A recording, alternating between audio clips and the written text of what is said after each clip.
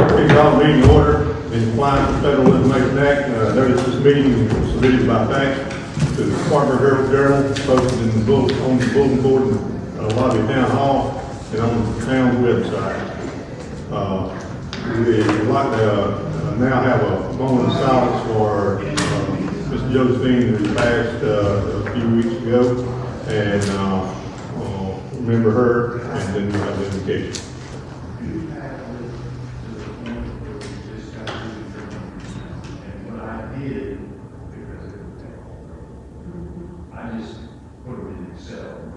Okay. Let us pray. Father, Lord God, again, Lord, we come to you tonight, Father. First, we want to come again for the moment of silence for Miss McBeth and her family, Father. Lord God, that you're Jehovah Shalom and God of peace, and you give them peace and strength and comfort tonight, Father. Again, Lord, be with them, Lord. Lord God, just watch over them, help them during this time, Father. Remind them that you're there with them, Lord. And Lord God, tonight, Father, we just come to you and we ask for wisdom and knowledge tonight, Father, for our council, Father, and for our administrator, Father. That, Lord God, that you would give them the wisdom and knowledge they need, Father, to be able to lead our town and lead it the way that you would have it to be led. Lord, now just touch us and move on us, Father. Indeed, there are many requests, Father. So we come to you as Jehovah Jireh, the God of provision, to open up the storehouse of heaven. For the very doors and windows of heaven, Father, shower down blessings upon the town, upon the townspeople.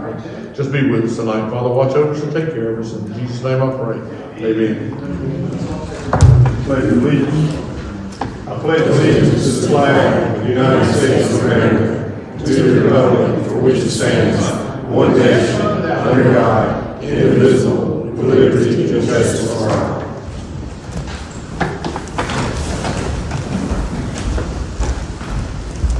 Give me one. Oh, there she goes.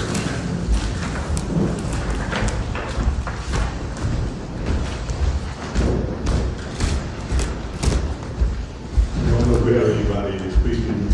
Anybody? Okay.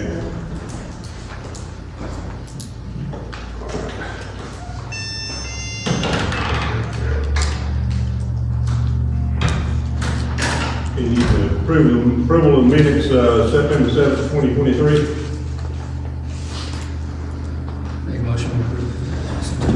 Motion made, approved. Second. All in favor? All opposed?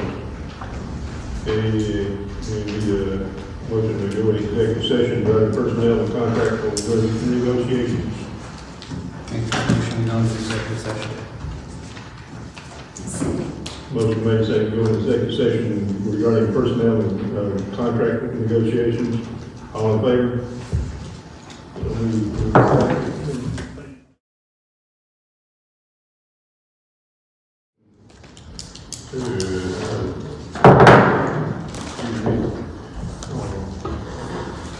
Amend the agenda. Motion that we add line item to discuss sanitation personnel. Motion made to amend the agenda to include discussion on the sanitation. I'll second. Motion made and second. All in favor? All opposed? Okay, we'll put that on the new business. Probably. New business, Yeah. R&D. Yeah.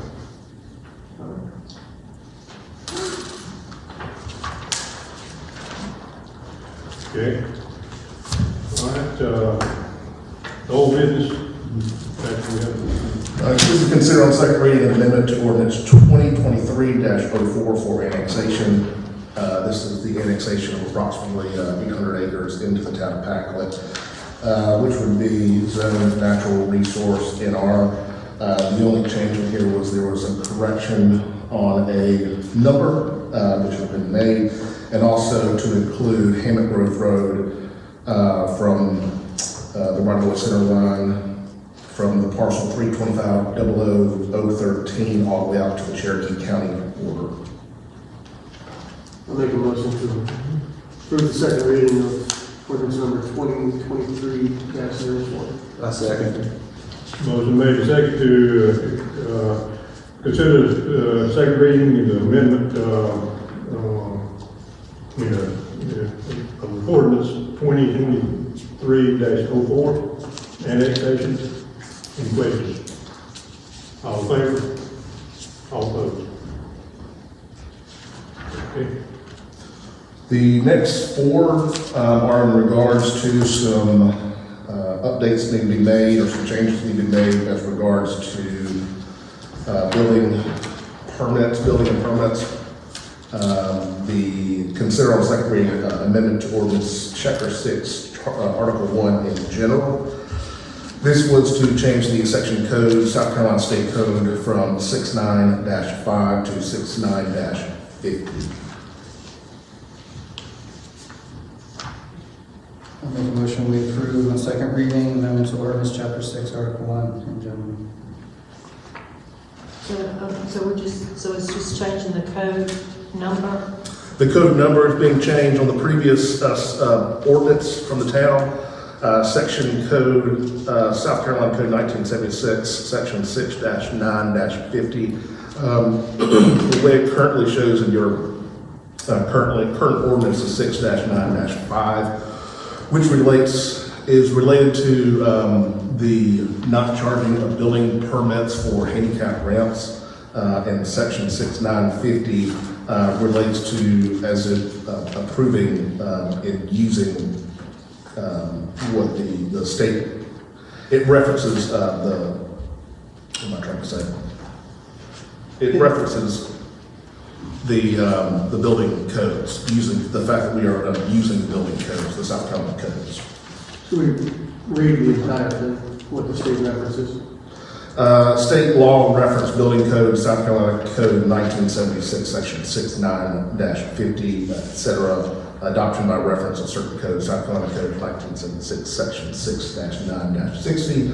Derelict mobile homes, South Carolina Code 1976, section 6-150, etc. Local government may not enforce a nationally recognized building code provision to regulate farm structure, section of Code 1976, section 6-9-65, subsection B. Local government responsibility to enforce barrier-free building design standards, South Carolina Code Regulation 19-400.3, subsection D. So let me make sure I understand what you're saying. So 6-9-50 encompasses 60, 150, 65, and 400? I just know that when it was originally approved, it was set up as 6-9-5, and 5 does not make sense in here as it relates to handicap ramps. 6-9-50 is what it should have been, and it relates to the South Carolina building codes. Do you have a second? Do Do you have a second? No, not yet. Okay, I need a motion. I make a motion to approve the second reading. Ordinance. Chapter 6, article 1, in general. Chapter 6, article 1 in general. Let's read the motion. Okay. I made a motion. Motion second. I second. Okay, any questions? All in favor? All opposed? Consider on second reading amendment to ordinance chapter 6, article 2, section 6-18, codes adopted. The town attorney, who I guess could not be here this evening, provided a memo in here, and it is a readoption of this. For one thing, I changed on here the reference in terms of the link to the LLR website. The previous LLR website, which was in the code, was incorrect, and so that's been updated. But he is recommending that every year this get readopted. Otherwise, the council that originally adopted it is basically saying that all councils beyond and from now on are adopting it, and he is, by doing that, you give up your right to future adoptions. So what he is saying is every year you need to readopt this section of here. And so each year, probably in January, February, I'll make a motion to approve second reading of ordinance chapter 6, article 2, section 6.1. Second. Motion made and second, adopt ordinance 6, article 2, section 6/18, zoning documents. Any other questions? All in favor?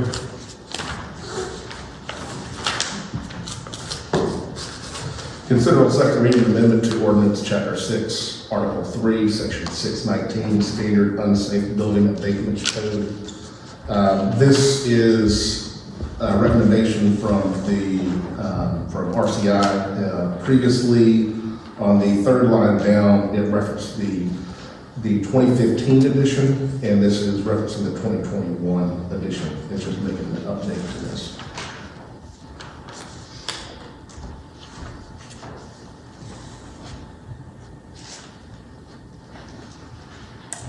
Need a motion? I make a motion, we approve second reading ordinance chapter 6, article 3, section 6-19. I'll second. Motion made and second, second reading and amendment ordinance chapter 6, article 3, section 6-19. Any other questions? All in favor? All opposed? Consider on second reading ordinance 2023-05 to approve the fee schedule for building permits and to be named section 6-1. This is the building permit fee schedule, as well as how the valuation is done for new construction.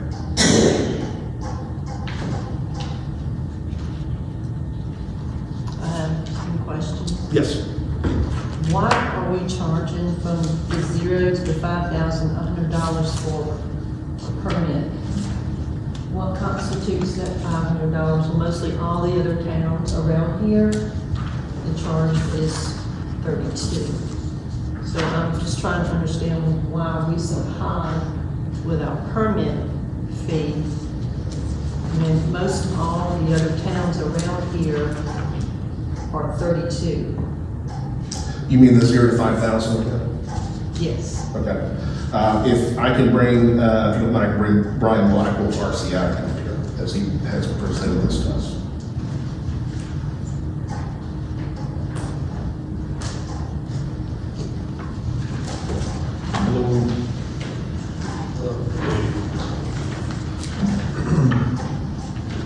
Is there a particular town you're referring to? Well, I know, Reading is 32.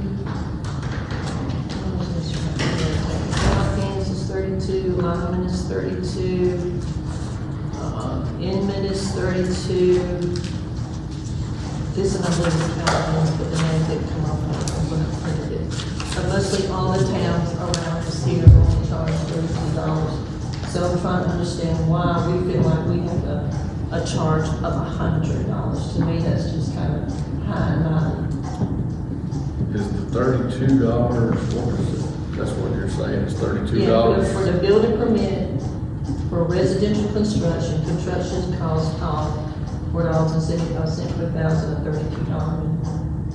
$32. That would constitute no inspections, because, I mean, obviously you can't send an inspector out. If you would like for us to look at something that would only cover clerical with no plan review or anything, to limit it to a certain dollar amount, we can. Well, I don't know, because they say here, they say a re-inspection fee is $53. So there's already an inspection somewhere. They also have a plan review fee of $32, and also a plan review fee for the commercial of 50 cents of the permit fee. So it doesn't say that it does not include an inspection, because a re-inspection fee is $53. Yeah, it sounds like if you add it all done together, you're probably gonna be at the $100 instead of For a that. re-inspection, but the initial is a $32 minimum. I'm just trying to understand why we charge it, why it's $80. I mean, $100. It seems so much more than all these other small towns around us are being charged.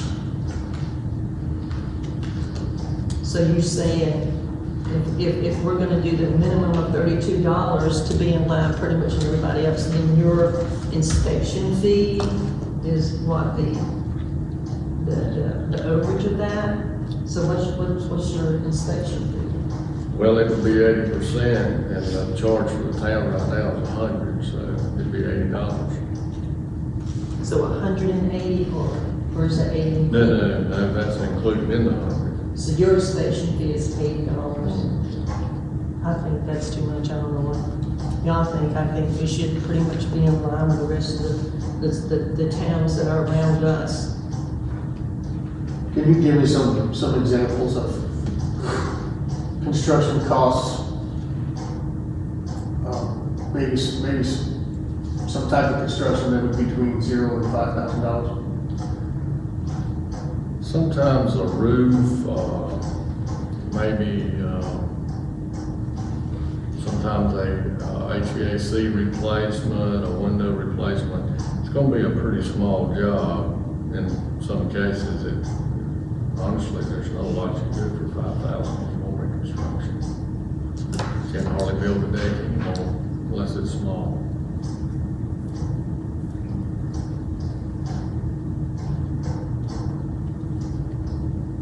I don't know, I just think that's really too high. If we pretty much try to stay in line with all the other smaller towns around us, we refer to a lot about what this town does and that town. Is there anything in there $32 or whatever there, it's not, not in hours? I mean, are they leaving things out or what? Nothing I know of is that you've got your building permit, your residential construction costs, you have your re-inspection fee, your permit renewal, and update fee, demolition permit, moving permit, septic tanks, mobile homes, commercial. It follows along the lines of what we have right here. This is their CDL building codes fee schedule effective. Theirs was effective in December 5th, 2019. But this is what's on their website right now. All this right here is what I pulled from their website. Town of Inman's is effective 2021. Cowpens, September 2022. Which one this one was? Well, But theirs was a $32 minimum. How much would the county charge you to start with?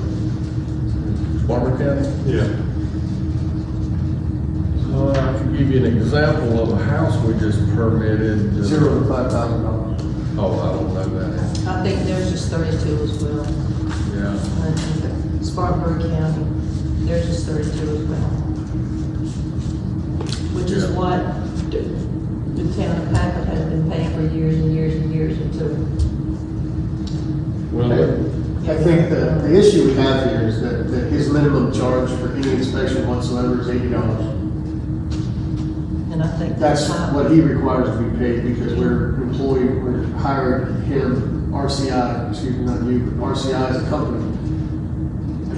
RCI is requesting $80 per inspection minimum regardless. So Well, at best, we could waive the 20 that the town would receive from the $100 inspection. Unless RCI is willing to reduce their inspection fee from $0 to $5,000. Well, supposedly when we hired our RCI to begin with, it was supposed to be better for the town. Better this, better that. But all I see here is that the town is paying more for what? They paid less for when it was handled by Spartanburg County. well, can I speak on that? I could offer you a couple of things. Actually, the town pays $0. Y'all actually make money off of those counties. Yeah. But when it paid Spartanburg County was $0. The homeowner actually pays the fees for RCI, not the town.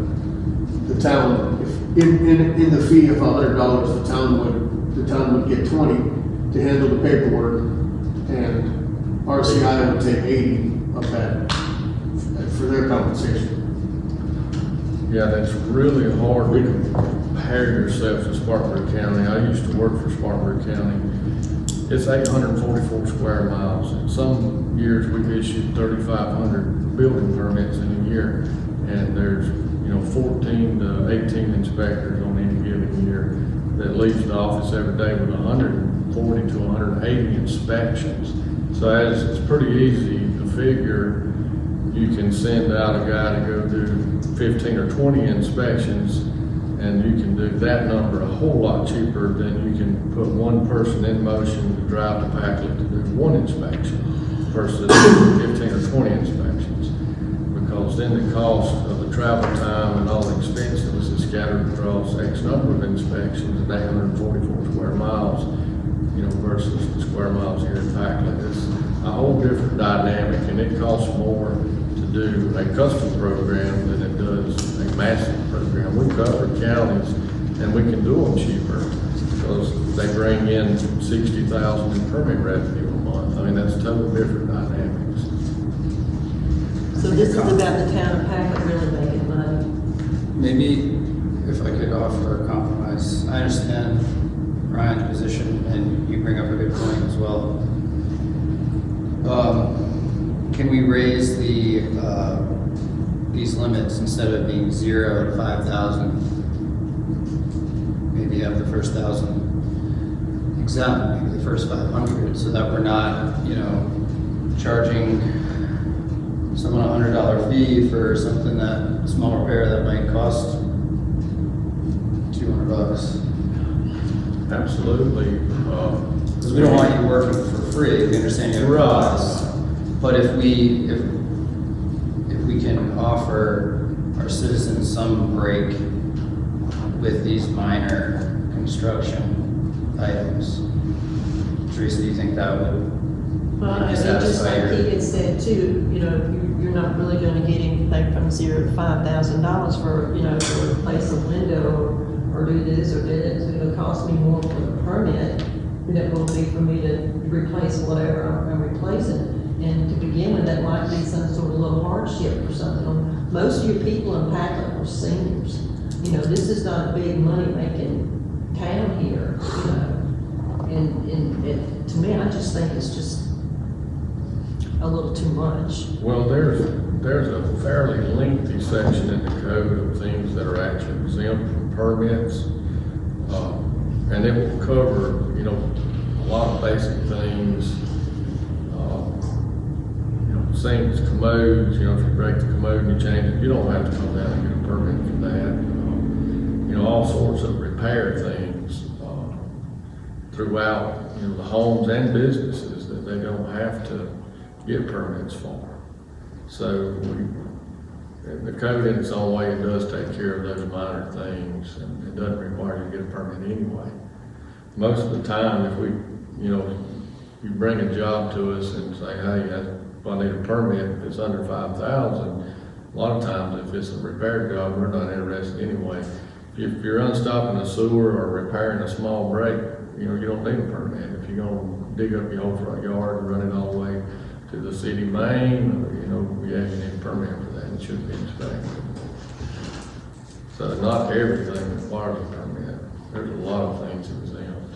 And then LLR actually stepped in and exempted another whole list of items that they previously hadn't. Decks 200 square feet and under, and numerous other things that you don't have to permit, but it's got to be 30 inches off the ground. So I want to make sure I don't give you bad information. There's a whole lot of factors that go into this. Have we adopted those LLR exemptions? It's automatic. We have to, it's state contractor licensing laws that we have to follow. And they have like an exhaustive list? Yes, sir. Or is it just? I'd be glad to send an email to whomever gives out of it. I actually have it on my phone. I sent it out to the town this morning to help get them acclimated to it. But it is lengthy, and now they've changed another law in the commercial contractors. They don't even have to have a license up to $10,000. So a person can actually do a lot of work on their own commercial building without a license. Is there a portion of this that is strictly clerical only? Once there's a permit, do you have to do an inspection? It depends on what is, most every time we have to do an inspection. I'm trying to think of an instance where we wouldn't.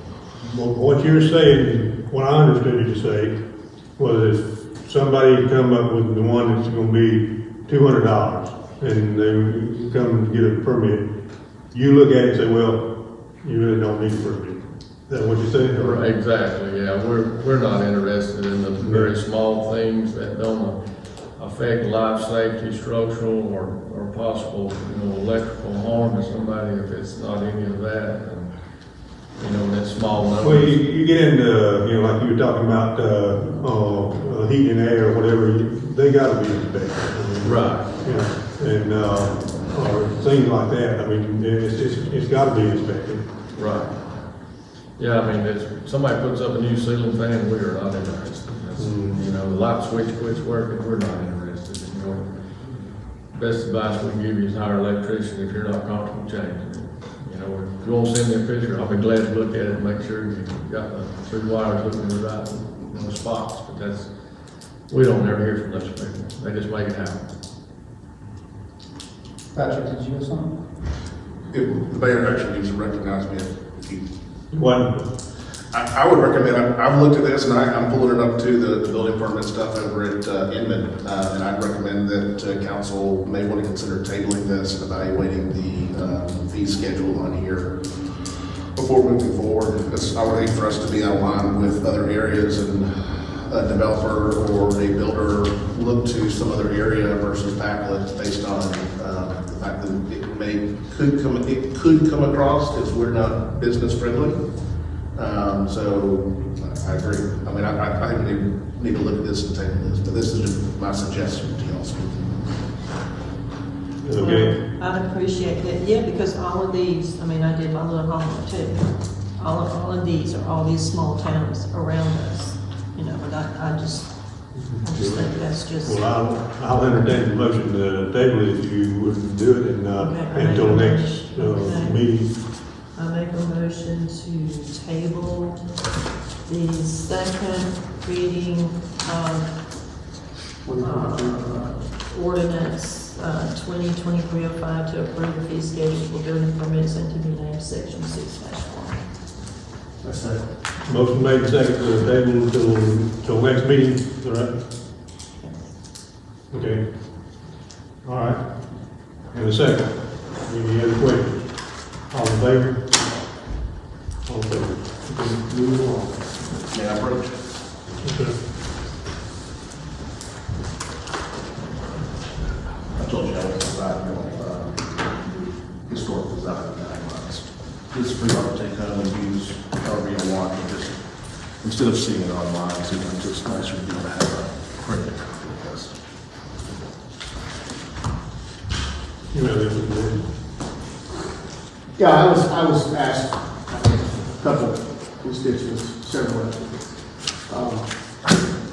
One of the reasons that this was brought up is that the 2 houses on Stone Street that are being built, there's 2 houses on one lot where there used to be 1 house. It's a well, when the house is a reservoir. reservoir. Yeah. It's the lot. Yeah. The lot that's there. Yeah. It's a historic mill village. And so we had some guidelines set in place. And basically, it said that we had to have a review board to do any construction, new construction, so on and so forth, within this district. And it was brought to my attention that those 2 houses didn't really fit with the historic architecture that's in this district. So that was why I put it on the agenda, so we could talk about it. We don't have a historic guidelines committee, a review board, architectural review board, it's called historic and architectural review board. We don't have those. We used to, we no longer have that now. I don't know if he's retired, the architect is retired, or if he's still alive, I'm not sure. Go ahead, I'm sorry. Yeah, anyway, so our ordinances actually say that before the houses were to be built, that review board was supposed to be, look over that, and that didn't happen. So we need to look and see if we're going to reestablish the architectural review board, historic architectural review board, and put it back in place because our ordinances indicate that that's what needs to happen for new construction in the mill village, in the historic district. which doesn't encompass the whole village, but there's Almost all. almost all. There's a very specific area that's historic, on the historic registry, so. I don't know if anybody's had time to look at it. Yeah, I looked at it pretty good, but, I don't know how we could, it'd be hard to go back on it now, because we have broken our own, rules and all ourselves. We didn't do anything. I never even knew those houses were No, going I- to be built. I'm not talking about that. I'm talking about we have done it, as, removing houses and things like that, without a review board. We've done that, and, as a council, we've done that, and, we've allowed some other things to happen before. We have other constructions, that's happened here that violates this right here. Yeah, I agree. But if we're gonna go back, to this, it'd be almost impossible to go back to what this says, because there's so many violations in it already. You talk about chain link fences on, and underpinning, everybody use blocks where you shouldn't have used blocks. I mean, it's a whole gamut of things, you can go, look at. If we're gonna do it, we're gonna have to get somebody, that can rewrite something, like this. And I'll say, I love historical districts. But, it's gonna be hard for us to do it, but, if we can do it, and stay within, guidelines, Mr. Meek, and I don't know if he's still alive, with, Campbell Meek and Associates, it's gone, they're not in business anymore. Right. And, we need to, we need to look into hiring an architect and going with a historical district. We're gonna have to redesign the whole guidelines. This guidelines doesn't have to be redesigned. The historic society actually has their own guidelines. It's basically just, it's the effort to keep the Mill Village in the historic district registry. So as far as a federal level is what I'm talking about. Whether we use the guidelines that our ordinances talk about or not, obviously our ordinance either needs to be changed or we need to review this historic registry and see what we can do to keep it historic and keep moving forward from there. I agree with you. I mean, what's into this particular book is a lot different than what the historic registry actually says. But we need to identify whether we're going to continue on that same path, at least educating some of the homeowners in the historic district. And I think there's a large misconception that there's things that you can and cannot do with your house before you're kicked off the registry, because there's a lot of things you can do. It's the small things that you should probably just get.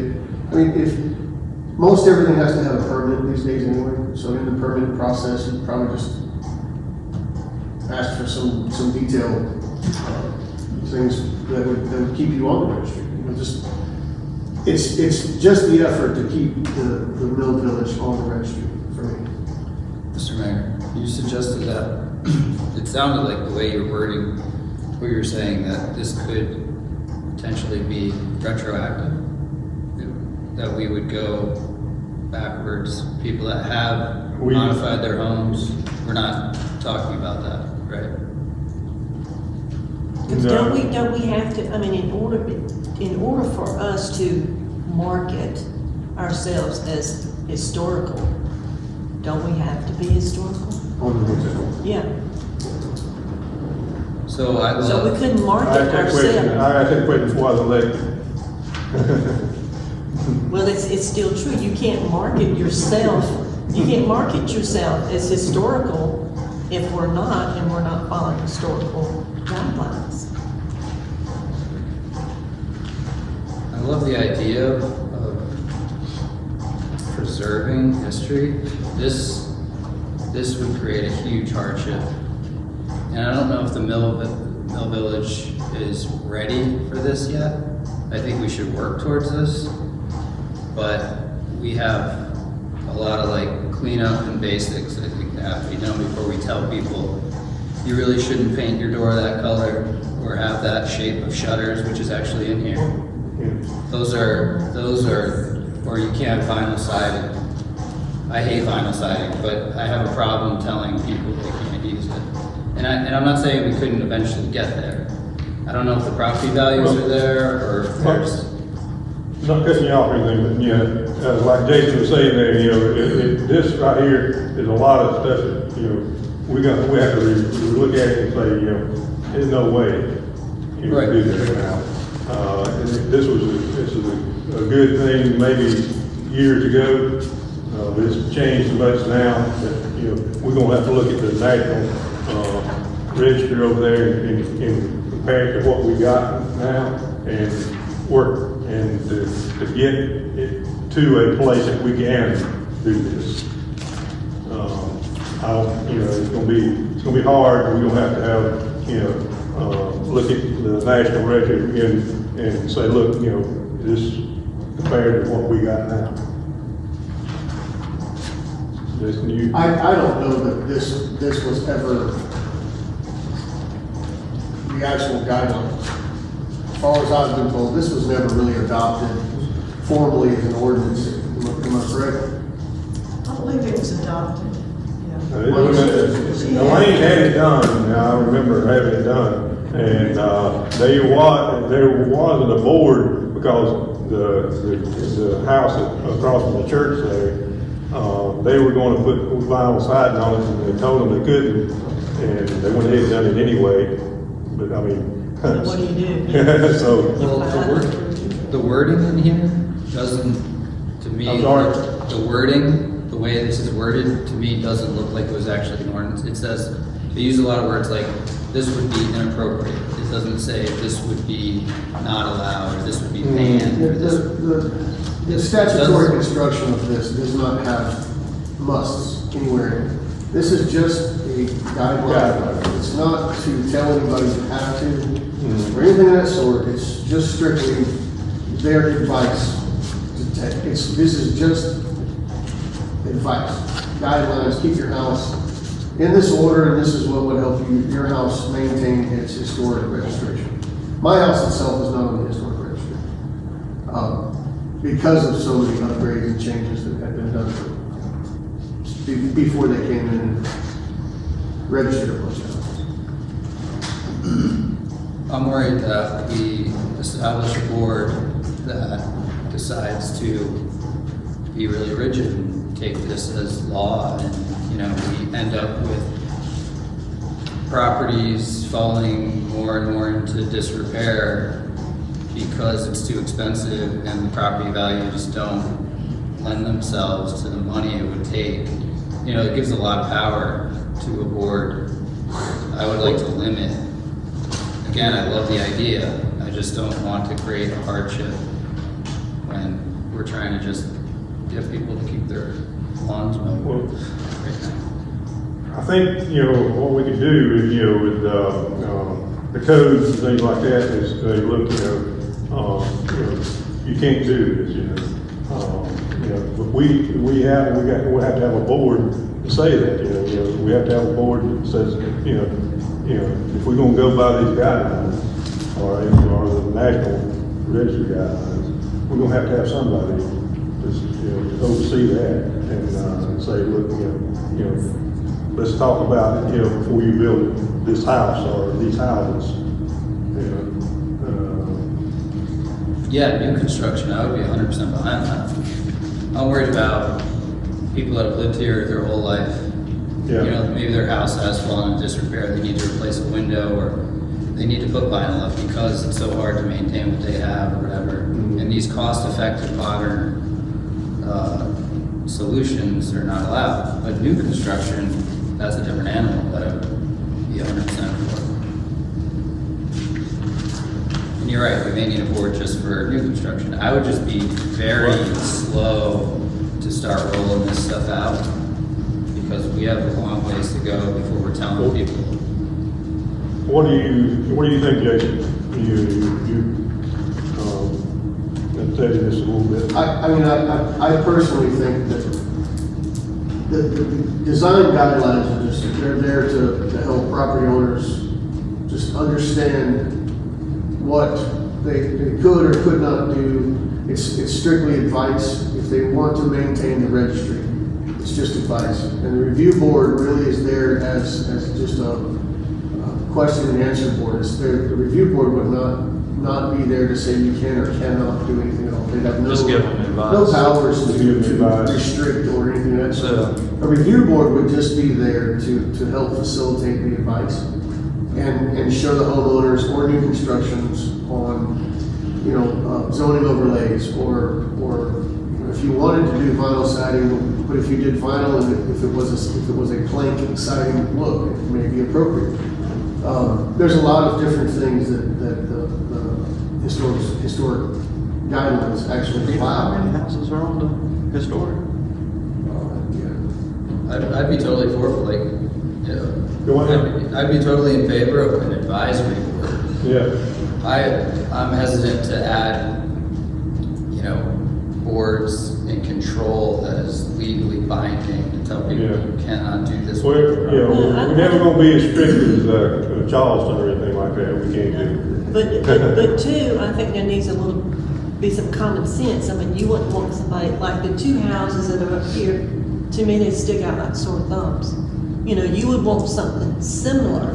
I mean, even if, you can't follow the guidelines, even in new construction, you would want something similar. You wouldn't want somebody coming in here with a very modern, like an A-frame home or, just something that's just sticks out that doesn't kind of blend in. That's what I said before, we had the discussion before they decided to build those, we didn't have these in place.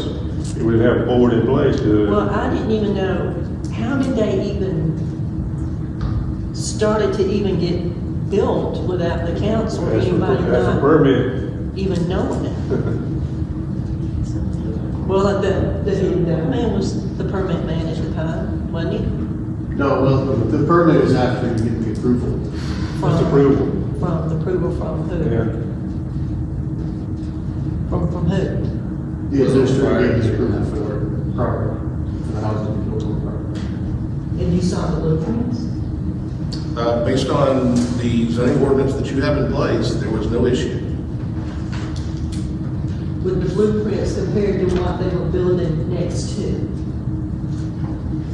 Based off your zoning ordinance, I looked at your zoning ordinance in terms of setbacks, in terms of square footage, all the kind of stuff on there, and it's fine. Based on your zoning Setbacks, ordinance. square footage, but what I'm talking about is that the house itself, because right now it's just little. Right, we don't have those rules. Shotgun. You don't have That's that. what he's saying, that's, it's Yeah. not in place for them to go by, so according to what's in place, they met it. You don't have a historical architectural review board, and you clearly have not been enforcing these standards for at least the past 15 or 20 years. So there's nothing in there that says similarly, blah, blah, blah. It basically says that building in the historic district, you must review an architectural review board. Since we don't have one. he said They're we just- willy-nilly and they he just do what they and wanted to approved do. it. Yeah. Instead of asking, hey, we don't have a review board, what do we do about these houses since it's in the historic district? Should we let them build them, or do we need to do something with the board or something of that sort? It was just build houses. Well, should we not have been approached? As a Well, there was council? of course, there was an ordinance conflict, but So it wouldn't have mattered, is that what you're saying? That's what it's saying. we would have had to decide on whether we use what the ordinance says as far as architectural review board, or just go ahead and let them build the house. We would have had to decide. Yeah. Well, I think we need something at least that says similarly, instead of word. We didn't have anything, we didn't Yeah. anything to tell him that, But just to protect, Yeah, well, I think we have we need to get that board, guideline, and to go with these guidelines, or the guidelines that we come up with, and, that'll solve the problem.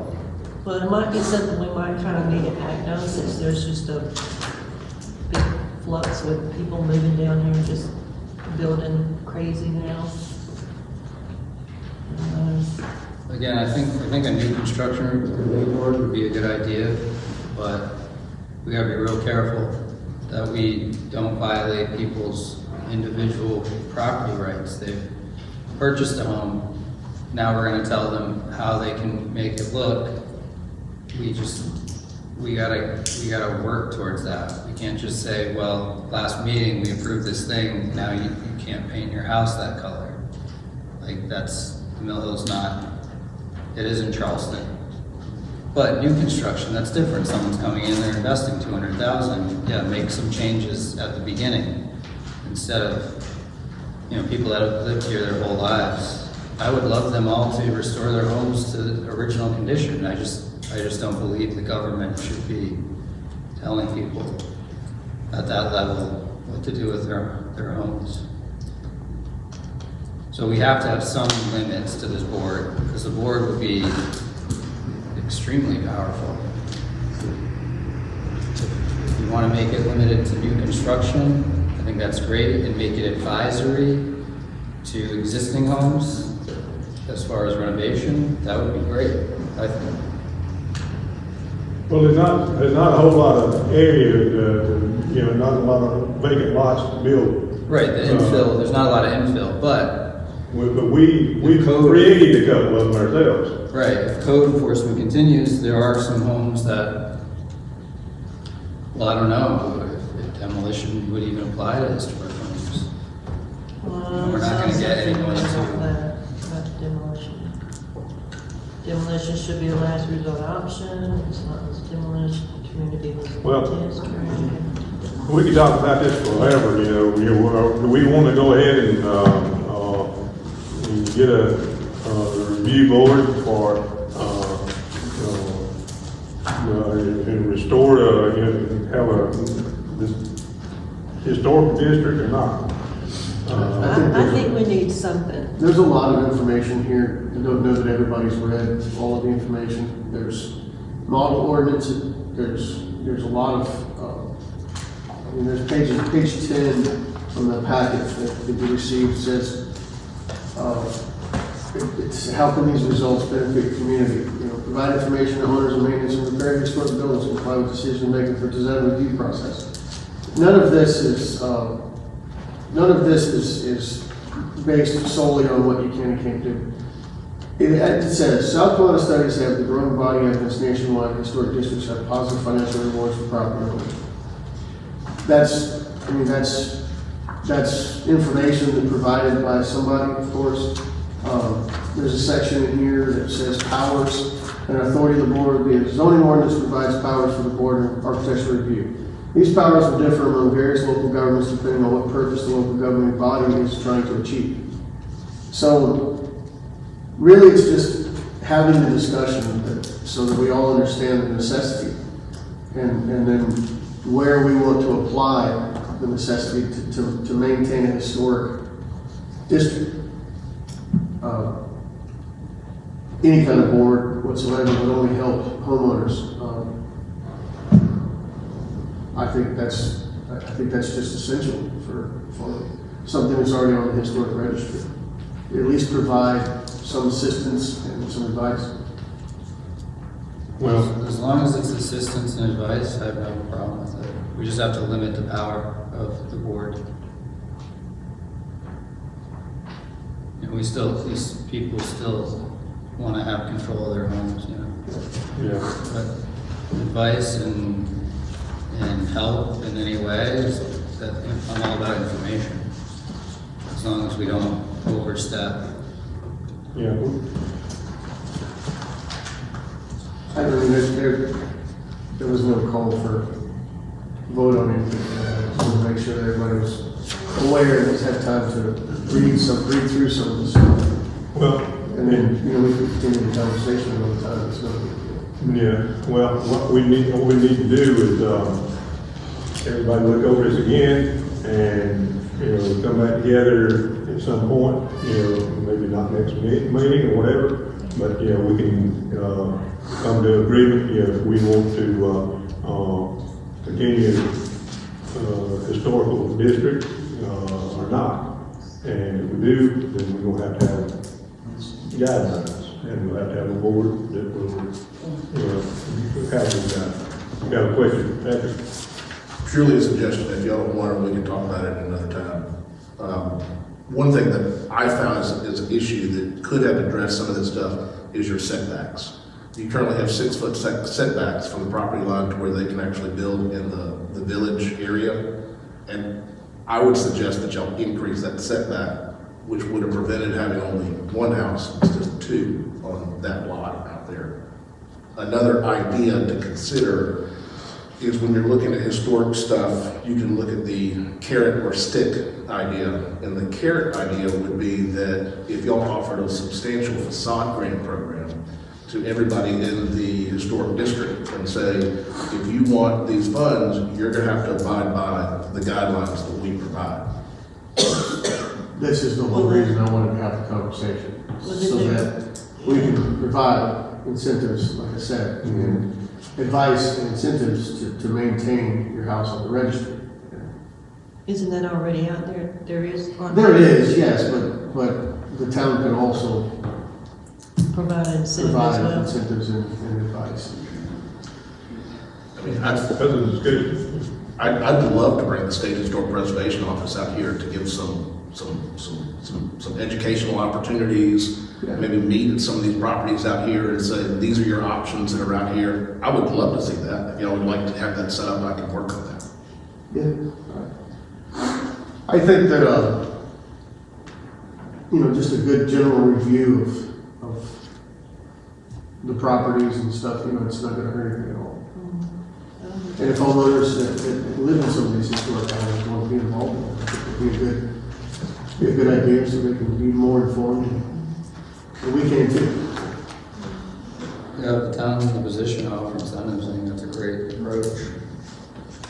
And then too, you gotta think about people who do want to come here and build here. I mean, why did you want to come here and build here to begin with? Because you like the neighborhood, you like the historical aesthetics of it. Right. You like the look, you like it charming. So then you already know that you're gonna, or you should be building something in a similar fashion, not something. Well, see, some of the people right now don't even know they're moving into a historical district. Yeah. We hadn't really had the guidelines working, and some of these people were like a couple up the street there. I mean, they're from even different country. They didn't even know we even had any rules and regulations. You see, so we just got to put it out and get it. And like Patrick said, we get somebody to educate some of these people and us, and we can move forward with it.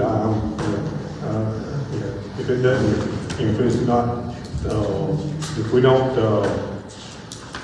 say, look, if you do this, we want to take it to board or whatever, I'm not part of that. But here's the guidelines. This is what we'd like you to do. Yeah, but you don't want somebody coming in here destroying your aesthetic, right. your charm. Because that's the first thing when I come through here, I was like, oh my gosh, it's so charming. Then you want to keep that. Okay, Patrick, you can line that up for us, some stuff like that, I think we'd be interested in it. Okay. I'll look into some educational opportunities and I'll talk to both our attorney and the state attorney and kind of get an idea of what we can do in terms of the new construction. Okay, well, let's move on to new business then.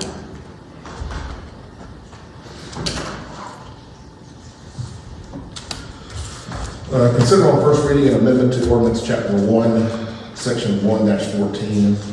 This has to do with if the code does not say anything about what the penalty is, then it automatically becomes $500, which is what we have been charging, the town has been charging for code enforcement stuff.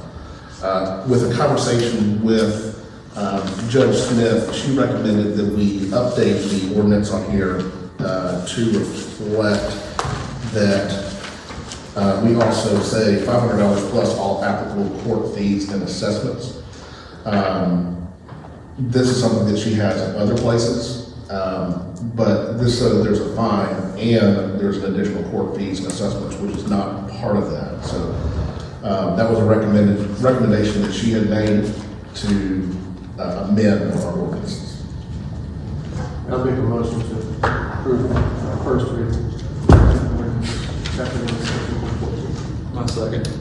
Motion made and seconded to amend ordinance chapter 1, section 1-14. Any questions? All in favor? All opposed? Okay. And B was, we amended to have the sanitation. These beautification. D, we added D. What is that? We added the D. Okay. Go ahead. The beautification projects. This was brought up at the very end of our last meeting. Councilperson Sexton had said that there was a grant that was out there, and I found the grant. However, by the time I was able to get the estimates for any type of work, it had passed. I did want to let you know the grant amount was for up to $2,500. One of the projects that I had looked at was the gateway signage. You currently have Welcome to the Town of Pacolet, the intersection of 176 and 9, 176 and 150, and I think it would be great for us to add at 176 and West Main Street, because a lot of people are coming in that particular way. When this was brought up, there were some other ideas that a council member had brought to my attention on here, which was beautification efforts for the roundabout, town hall landscaping, which I sent you a copy of the landscaping that I believe Mayor Harris had put together a while back, and so that's something that could be pursued. I'm waiting to get a quote on what that cost would be. And then there was also a suggestion to update the town hall signage. When people are coming through, they may or may not realize that this building is town hall. There is a small sign that's out in the flagpole area. The other thing that could be updated is the fact that on the building itself, it says Pacolet Mills Municipal Building. It doesn't say Pacolet Town Hall. So we do get some confused people who have never been here before, not knowing that this is actually town hall. So those are some options or some things for us to consider. At the time when I was submitting the grant, I was not able to get the amounts in there, but I did want to show that I did finally get the cost estimates at around approximately $16,000, not including the cost of lighting or electrical, to add another gateway sign out there. Is this one here, you have, the estimate, is this from the same company that done the other ones? I do not know who the company was who had done it before, and I asked Miss Kirby, and we couldn't find who had done it before, and so I reached out to other municipalities and said, if you guys recommend anybody who's done it before, and if you've seen the one that's in, I believe it's Lyman, has done their sign. I've reached out to, I talked to Noelle Blackwell, and she said they had done some great signs. She sent me a picture of it. Somewhat similar, I mean, in terms of the columns kind of thing, but there's a two-sided sign. But just want to kind of give you an idea. I believe we will probably be addressing a lot of this sort of thing in the master plan as we move forward. But as grants come up, I think it's worthwhile for y'all to kind of figure out how you want to move forward on some of this stuff. Didn't know if y'all wanted to go ahead and have some type of landscape architect go ahead and design some of this stuff, or look at some of this cost, or look at things that are out there.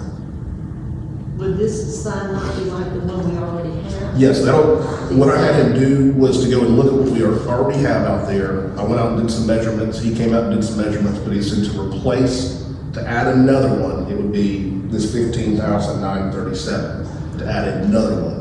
I still have to get the cost aspect, or the cost associated with the electrical and the lighting. That would be an additional cost. The property, where that would be? The property would technically be right away for DOT. And we'd have to get approval from DOT to get to place it at that location. That has not been done yet. I didn't want to go too far down this rabbit hole until I knew that y'all wanted to move forward with this. We can wait until next year when the grant becomes available. Or what I'll do is I'll look for additional grants that may come available. At least we have this number now, but we can actually be able to apply it if something does come up. Where would it be? Would it be right there at the intersection? I would think that you would want to have it so that if you're coming 176, turning left on the West Main Street at the light, that if once you turn, it would be right there on the corner, so that it would be facing out into the intersection. So as you're coming down 176, whether you turn left or go straight, you're still going to see the sign. Is that in the town limit, that area? It is not in the town limits.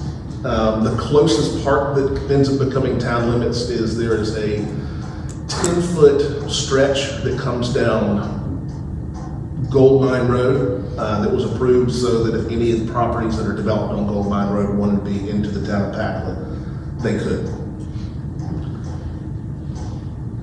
You have to turn and come up before you sign the sign. Would it matter being in town limit or not? I mean, we get approval, or who owns that land there? Is that the railroad on that, or what? The way it states on the GIS 1 Spartanburg map, that particular area and almost about 50 feet away from the intersection still is DOT. So it doesn't actually get into private property until I think it's about 100 feet or 50 feet back from where we're looking at actually placing it. It's very odd. If you'll go out and look at the GIS, you'll notice that the road is here, but then the property line is here. So there's like this whole section of no man's land, which is DOT right away. I would say go ahead and talk to DOT and keep that ball rolling. I'd also be pretty interested in quotes for updating town hall signage as far as landscaping. Not terribly passionate about that, but someone is. But definitely the signage is a little lackluster. Always been a puny little thing to me. The what, I'm sorry? That sign I have asked for years, why don't we not have a bigger sign? Why can't we not have a bigger, Yeah. we little thing?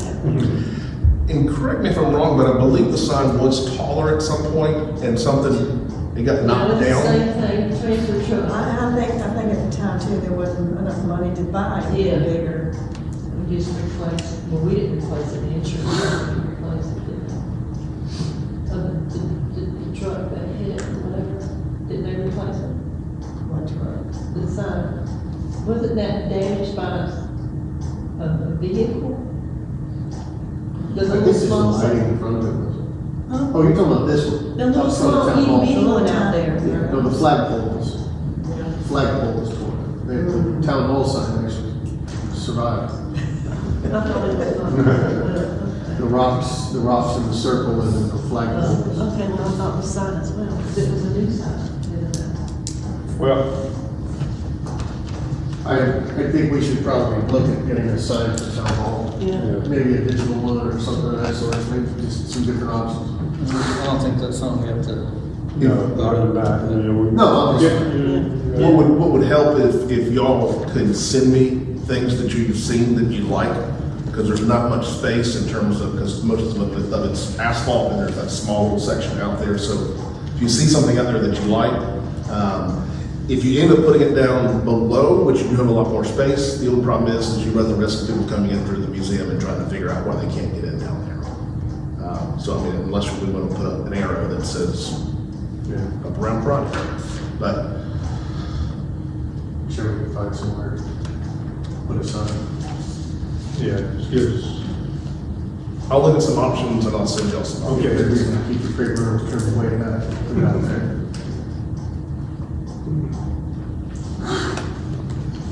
okay?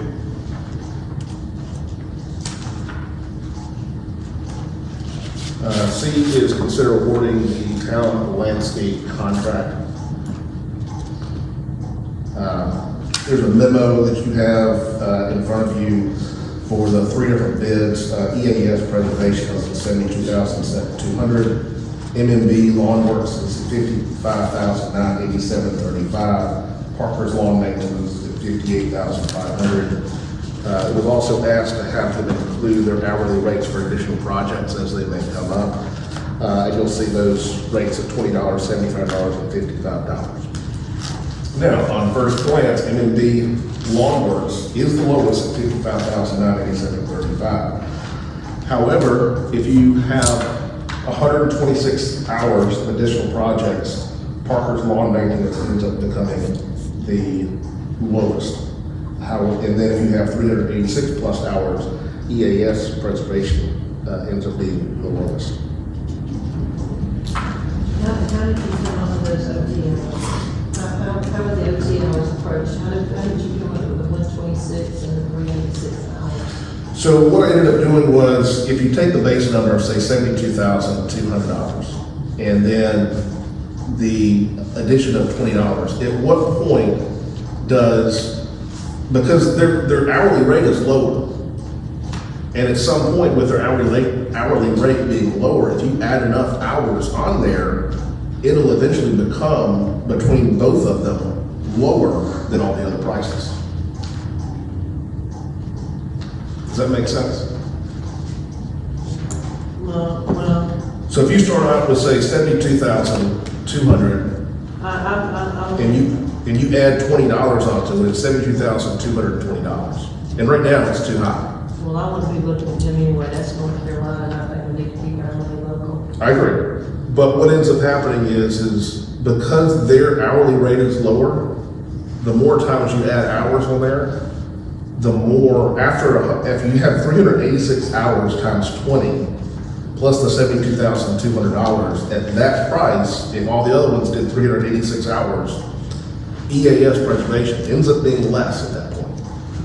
I'm asking, how did we get 386 hours? How do we know that we're gonna have? I'm not saying you will, I'm just, Well, that's just, I know it.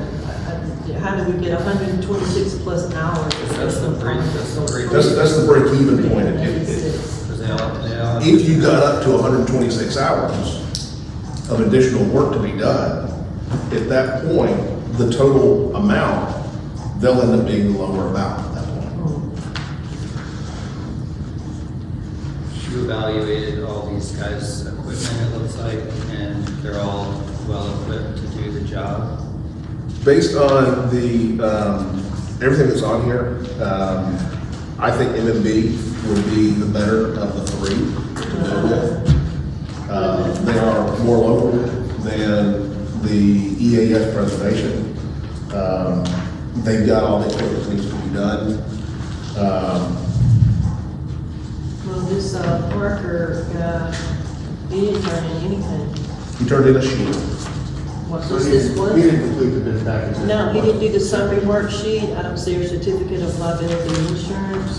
This is our current landscaper, is that on previous bids? He's done that something similar with previous bids. So he didn't follow it. Well, when did he go? All he did was send a piece of paper. Bid for town package, this other guy. This hourly rate, this isn't something that's like stricken anyway. I mean, No. there's a lot of projects that you can just ask for a complete cost on, as Yeah. opposed to hourly rates, right? The idea with the hourly rate is if we know we're gonna end up doing, say, alleys, we're gonna be doing, work on trail or something like that, or additional projects that may be out there. Yeah, you could just ask for a cost, go through there, give me a cost, and at that point, you can ask any landscaping company to come in and just give a cost for that particular alley, or, We have that on the RFP, correct? That's correct. So it's set up on there so that if we feel like at the $75 rate, and he gives us a price based off of that, and it ends up being just way too much, we have the ability to go ahead and bring somebody else in. right. I make a motion to accept M&B's Lawn Works. Second, MMB or MB&B. MBB. So they're local. It's MB&B? The only, Here, the MB&B. MBB is from you. So it's not M&B, it's MBB. It's Lawn Works. MBB. I'm in a, I apologize. there.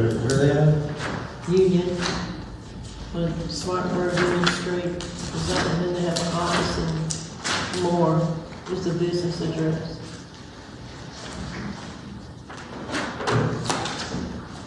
So we're here, the contractor should be in. MBB is located in Moore, South Carolina. Yeah. And that's the business address, and this is the shop address is Union Street. Okay, we have a motion second, except, MB&B Lawn Works. Any questions? The only thing on there is once you approve this and move forward, you quash one of your options as it relates to the next item on your agenda.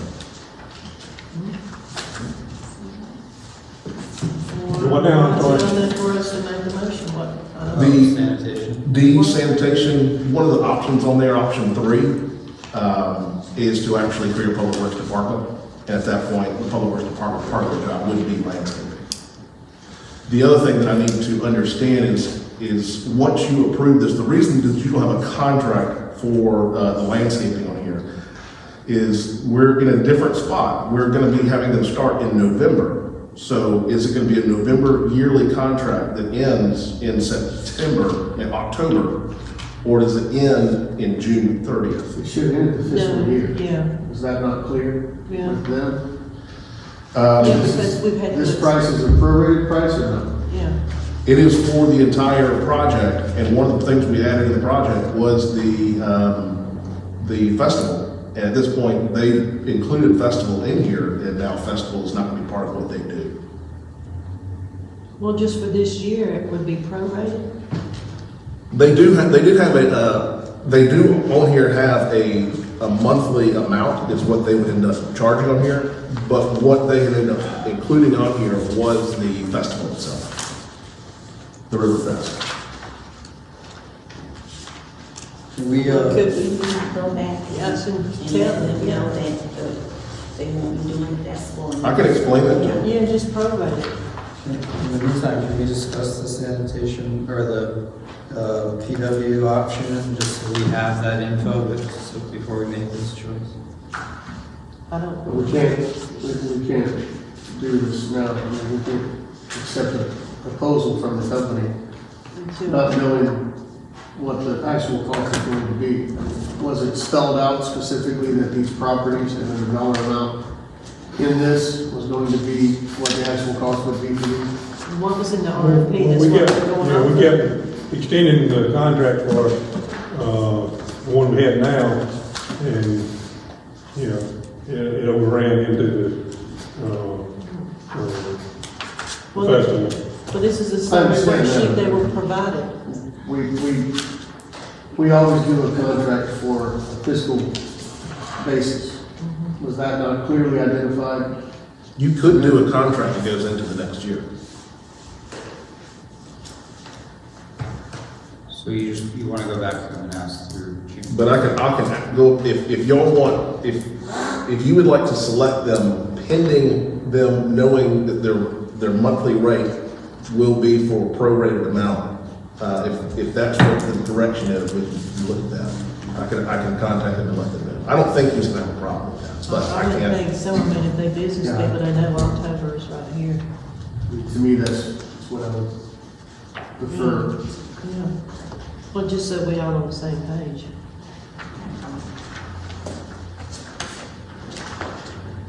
So, we withdraw your motions or what? We have a motion and a second. You want- Pending, What? Yeah, pending, pending. pending, him going back and asking them as far as, you know.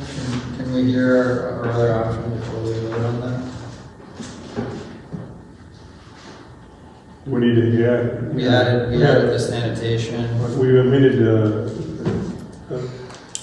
Yeah, can we hear that agenda item? So you table the motion. You table the motion, you withdraw the motion, come back to it. Either one. You own this, Withdraw. you made the motion. You want to table it and we want to I would table it. hire a contractor. What? I would hire a contractor so you start cutting grass. Get everything cleaned up. Well, You've already got somebody who's working through the end of October. So the earliest they would start in November. All right. Does anybody want to table a motion, and then we'll go on until later on in the meeting and then come back to it? Is that what we'll do? And we need a motion to it then. Make a motion to table this item. I need a second.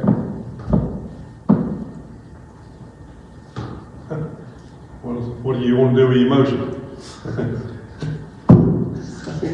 I mean, it's up to y'all, you can do whatever you want, it's just that if you go ahead and approve it, which I think it's a great bid, I mean, I think Yeah, I if think as far as It's a him good being a call. businessman, he knows that October's here and he can't do this, so there should be no qualms with him saying, okay, I can do a probate. absolutely, no, I completely agree with you, but what I'm saying is item D is sanitation, and what we're looking at is either hiring on an additional person, is a labor, hiring on an additional person who is a CDL Class B driver, or option C, which is hiring on a public works department, which would do landscaping. I think we already talked about not doing. I thought we talked about that before the budget Yeah, we're was not passed. moving up for, we already, I thought we already talked about.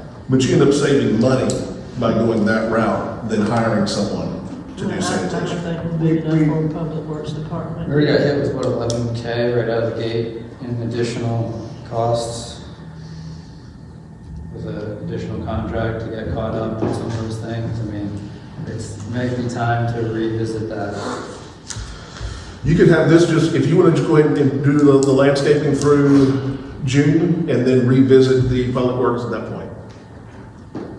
That's fine. Agree with everybody? Yeah. Okay, so, So then we make a motion. We already did first and second, yeah. yeah, okay, we'll get a motion and a second for MB&B. Yeah. It's been a lot of discussion. All right, any more discussion? All in favor? Okay, move on.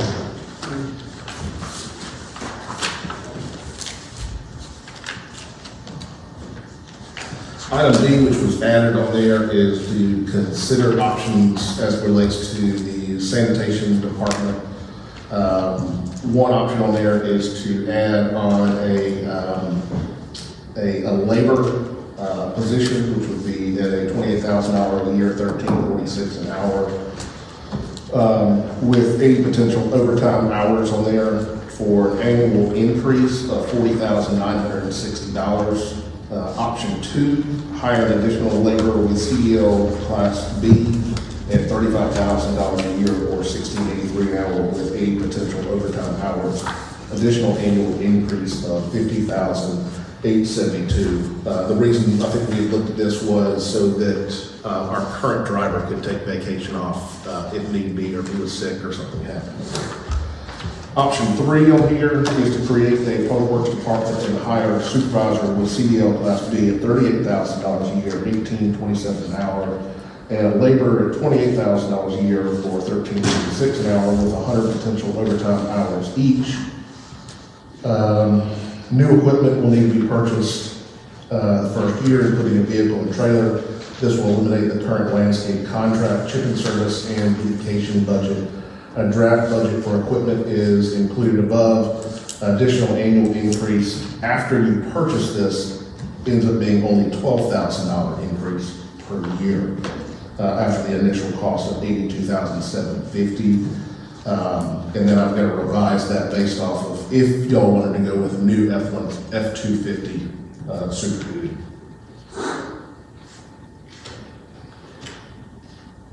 I personally think that we need a third person on the sanitation department. A laborer is fine. I'm not sure does the chipper truck need the CDL? I believe it does. Because of the weight. Is it I don't know if that's 25,000? air brakes, I think it's hydraulic brakes. But regardless, I think if it's holiday season or there's any kind of holiday that turns the trash around a day or two, then I think a third person would absolutely help. Anyway, but then I think also, one person can drive a chipper truck. You pull up, you start the chipper, you throw the limbs in there, it's not a big deal. But I think a third person on there, I think would speed up the process a good bit for the trash service, and as well, maybe prevent some of these limb service costs that we have in the future. I don't know how you want to handle it. You saying it's a labor? Well, no, I'm saying either or. I believe it's gonna be a rough time trying to find a CDL driver, so I think maybe we should put a time limit on that. Maybe put some applications out there for a generalized position and see if we get some CDL. You see what I'm saying? Yeah, I think what you could do is end up hiring on a laborer who has the potential to get a CDL, and Correct. train them and hire them, and we, train them and give them the education and help them get the CDL. Right. And then at that point, you can increase his salary. Right. But I think having a third person on that would help, would benefit the town. That third person could plant flowers, the third person could, not that person in particular, but once there's three people, there's a lot more other things that can happen, that doesn't have to come out of our budgets. Beautification is, you can plant some trees, you can plant some flowers. Doesn't have to be sanitation themselves. Okay. I think it'd be more efficient as well, because then, Travis can just drive the truck, you got the two back behind him, walking and dumping, walking. And like you said, there's days that these guys need to take a day off to go to the doctor or to Well, I've have a always thought personal that life as well. or something of that sort. Well, we've been talking to that since even when Allie was here. Even before that, you know what I'm saying? We need somebody, we need somebody. Yeah, We need somebody. I'm glad we did that. I think, me personally, I think you should post a job for that. To do that, the only thing I think you'd have to do is amend the budget too. Correct. So we have to have two readings of amending of the budget on there and then we have to figure out where the town's gonna get the additional $41,000 to $51,000. Well, where were we gonna get it at to begin with anyway? It takes some out of the beautification budget. You looking for, what, you need 2 readings on the budget amendment? Well, that's, Yeah. Yeah. I mean, you can take out the beautification, but then you lose your beautification. Well, yeah, I think we should probably figure out what we can use certain monies for to apply to beautification.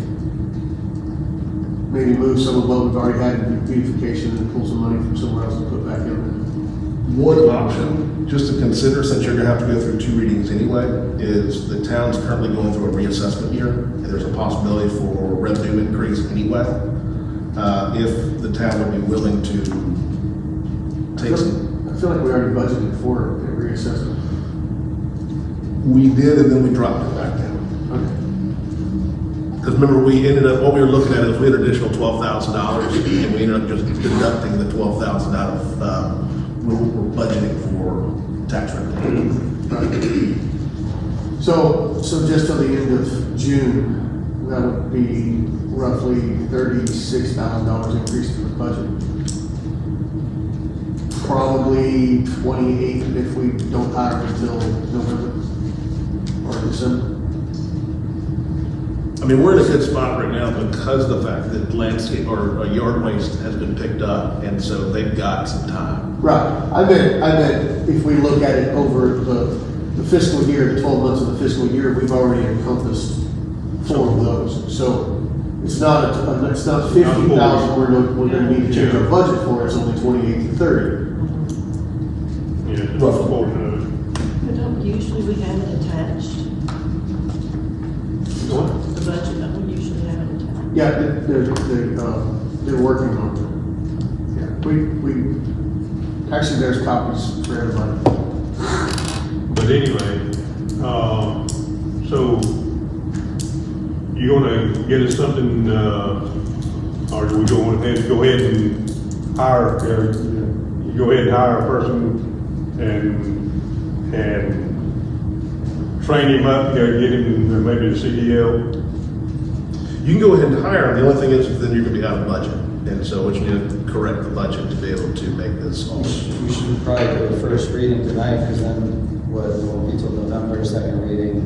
You just need to provide us with Let me talk to Tony and see if we can, how we can fit this in here and make some adjustments to the budget to be able to get this in here. And the thing is y'all can do this, you can do a reading and then 6 days later do another reading. Okay.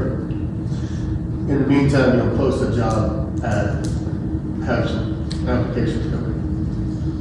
At the, what rate?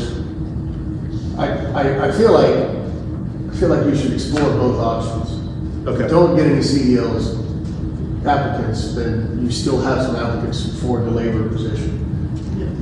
Because I If would you think, just post a job for CDL, and you get no applicants that want to take the job, then you're still gonna Just, post you another just job. hire someone that doesn't have CDL, I think you should be, asking them if they're willing to go through it. What I can do on there is I can do a range of $28,000 to $35,000 for the job position, and then include on there, With in the, if you got a CDL Class B, then you're gonna be on the higher side of that. That's fine, yeah. well, and that way we can already utilize it if we do hire him during the holiday season, because what's the use of having a laborer if he doesn't have any CDLs and we're upon the holiday season? So Yeah, I think they that's take off. important that they are notified that potentially with the holidays. Yeah.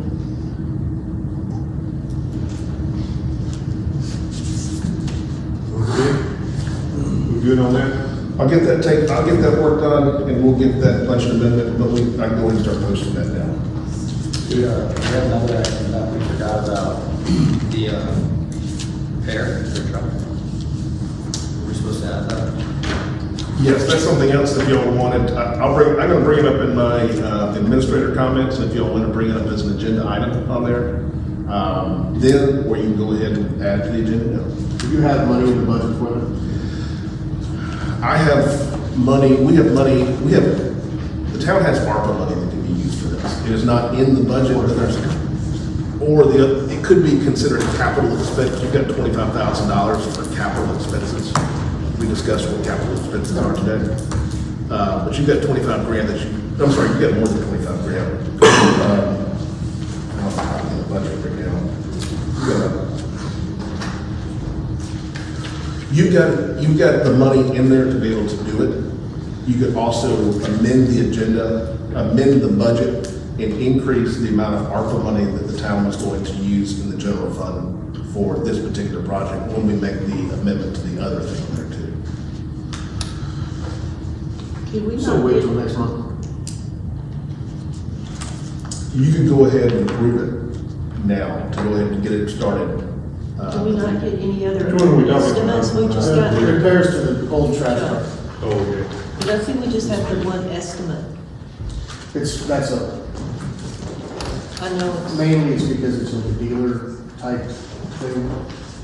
It's an international truck, international dealer. I know It's the only one around. You know who it is. I've worked with them every week. Oh, wait, that's right. Sorry. I know who they are. I was just So you thinking need that. a agenda amendment first for this? I need an agenda amendment to consider approving the $14,861.15 to be spent on repairing the backup trash truck, sanitation trash truck.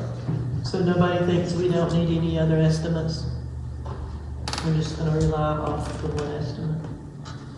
Don't usually we get several estimates?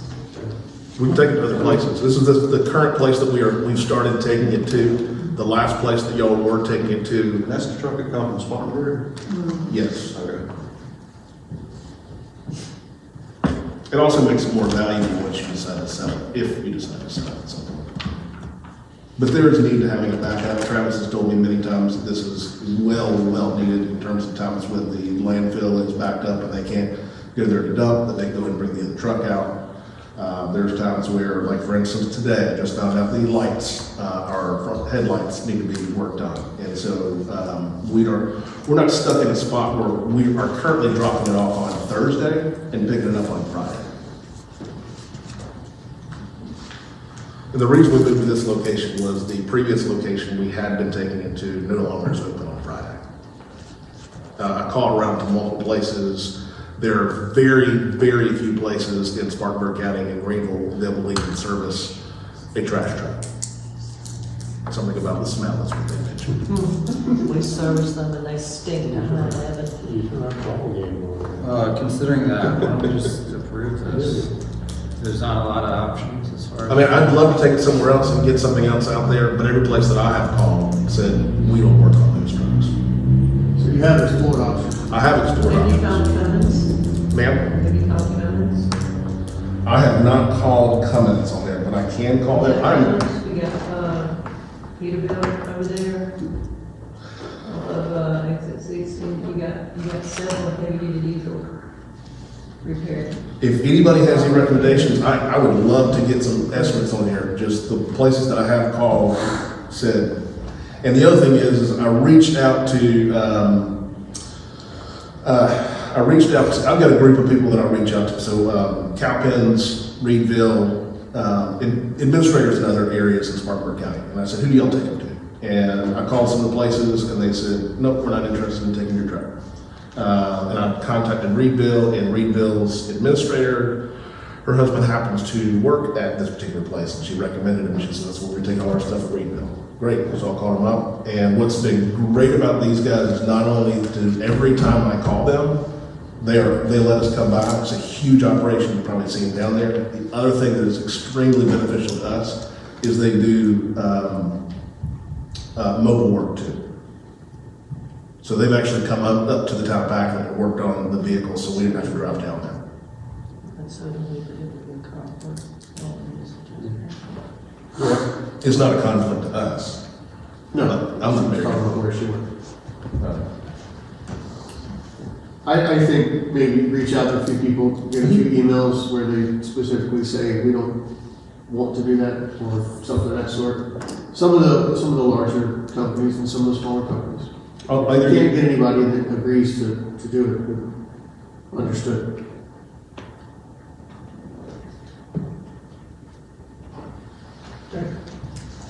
Any other questions, or any comments? I do have one question. That truck it's usable at the moment, right? Like, I mean, it just needs some freshening up. I mean, I know in the past it leaked all over the place. These are the repairs we're talking about, correct? Welding, fuel tanks. You say it's usable. Yes, the town has loaned it to Cherokee County Right. to use it because they were in so desperate need that they would even taken that. Okay, The one lift on the back works. The other lift on the back does not work. that was what I was hoping you would say, is that we loaned it to somebody.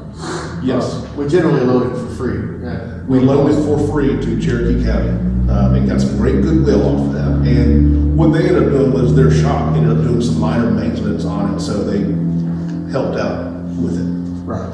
I was getting ready to ask you that too. Yes. I know that they had done some maintenance to it when they borrowed it from us. In the future, if we pay $15,000 to get it fixed up, would we still be loaning it out for free, or would we maybe just charge a fee or ask them to change the oil while they had it? If council wants me to charge them, I would charge them. I would recommend that y'all probably do charge them. I mean, to me, I don't know. This is my thing. I don't necessarily think that you charge other communities because you never know the situation. Because at some point, our stuff goes down. And so when we reach out to them, I just want to make sure that we understand that once we spend $15,000 on fixing a truck that's going to sit still, it's going to have more problems. so one of the things that we talked about, Mr. Travis and I talked about, was we aren't going to let it sit still. It's going to be used at least once a week. It'll be, we'll run it around the mill village, is what he's mentioned to me. But yes, it'll be used at least once a week. So 2 days we'll use the other truck, and then the last day we'll end up using this truck. Okay. I was going to ask you that next. Yes. Is there some sort of idea? And that was something, and I'm not sure, I forgot what all I said in the memo, is the guys at Carolina International are saying that a lot of municipalities are bringing back these old trucks because they don't have a lot of the bells and whistles as the new trucks have, and so they're a lot easier to maintain and take care of. Gotcha. So I'll get additional estimates or denial of estimates.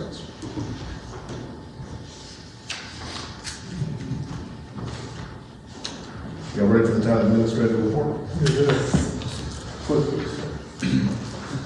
What'd you say? Quick. Okay. Just a reminder that to do the visit planpacket.com and complete the survey. I know that a lot of people do not like when they turn onto the Town Packet website and the survey pops up. But please fill that out. We've got 89 surveys out so far. That's been great. The steering committee will be meeting soon, and if you're on the steering committee, you will definitely hear from them. 36 craft vendors, 11 food vendors. Volunteers are needed. If you have not seen our website or Facebook page, we need volunteers for the festival. Please, please, please consider volunteering. I need spots to fill on that. And I will send something out to y'all probably tomorrow, to remind you again. And if you know anybody, please fill that out. I'd rather not check a box, I'd rather just put it wherever you need. You get a free t-shirt. Well, part of the box checking is you can tell me when you're going to be there. All day. All day, and then Friday. Sure. Okay. I don't know about Friday. Friday what? Friday's set up. Oh. I can try. Okay. Christmas committee update. Snowflakes are currently getting sandblasted and powder coated. Next steps would be to wrap them with lights. The committee is currently evaluating locations for all the snowflakes with a transfer of $6,000 from the festival budget line item. The committee will purchase garland for lights on the bridge, replace string lights with LEDs, and use the rest for the utility pole electrical connections. Applied for a grant for $3,957 for a 9.5 foot inflatable screen. Wait to find out if we end up getting that. I got one question. Sorry to Yes. interrupt you. The very last light pole that was damaged from that truck wreck, are we ever gonna get that back, or? It's not there. It is, I may know where it is. Someone has told me that they have it, but it's not gonna be something that's repairable to get back on there. So, the bridge was damaged, the DOT didn't make them put a light back up, or why would they not do that? I don't We know. purchased the lights, so our lights were damaged, Right. so no insurance claims or anything like that, we just get nothing. Well, nobody pursued it. I can try to see if they still make those. How long ago was that? Why would he not pursue it? It's when the lane was here, so it's. No, the truck wreck. No, that- oh, that- truck. yeah, that The line truck was was there there this year. Yeah. So maybe we should get the attorney involved. Yeah, that was for. Get the attorney involved and just. You're talking about the green lights that are on the bridge? Yeah, the ones that are on the bridge. Well, and the DOT ought to be involved in it with the handrail and all. I don't think the handrail was finished either. They put something. Yeah, it wasn't. So it was hit, it fell in the river, it was recovered by a resident here in town who made the mistake of telling me that they have it and it's sitting in their backyard right now. So you're saying it's in front of the police chief, right? So now it's. I will tell you who it is. He probably already knows. He knows that I know, he told me that he's got it. He may have a business that's within like maybe 50 feet of this building, just saying. Powell is currently working on the trail study for the bike walking trail through Pacolet to Clifton. Letting you all know, we have notified the elections board filing for Council District 6 will open October 13th and close on October 23rd. Special election to fill that expired term will be December 19th. If you have any questions, contact the town clerk. Been working with DNR on updating our floodplain for the flats and the Clothroom. The developer who's purchasing the Clothroom executed the second round of due diligence and has paid for that. And is planning to do a closing later on this month, first of next month. I'll let y'all know exactly when that's going to be. All the paperwork, documents, and stuff will go through the attorney to review, but you will all have to approve that before we move forward on that.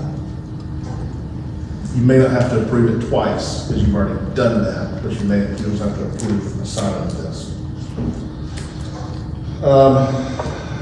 Every now and then I read Facebook and I can see things that are out there and I won't necessarily respond to them, but I did want to know that there was a question about a community cleanup and the town sponsoring it. The town did not sponsor the community cleanup.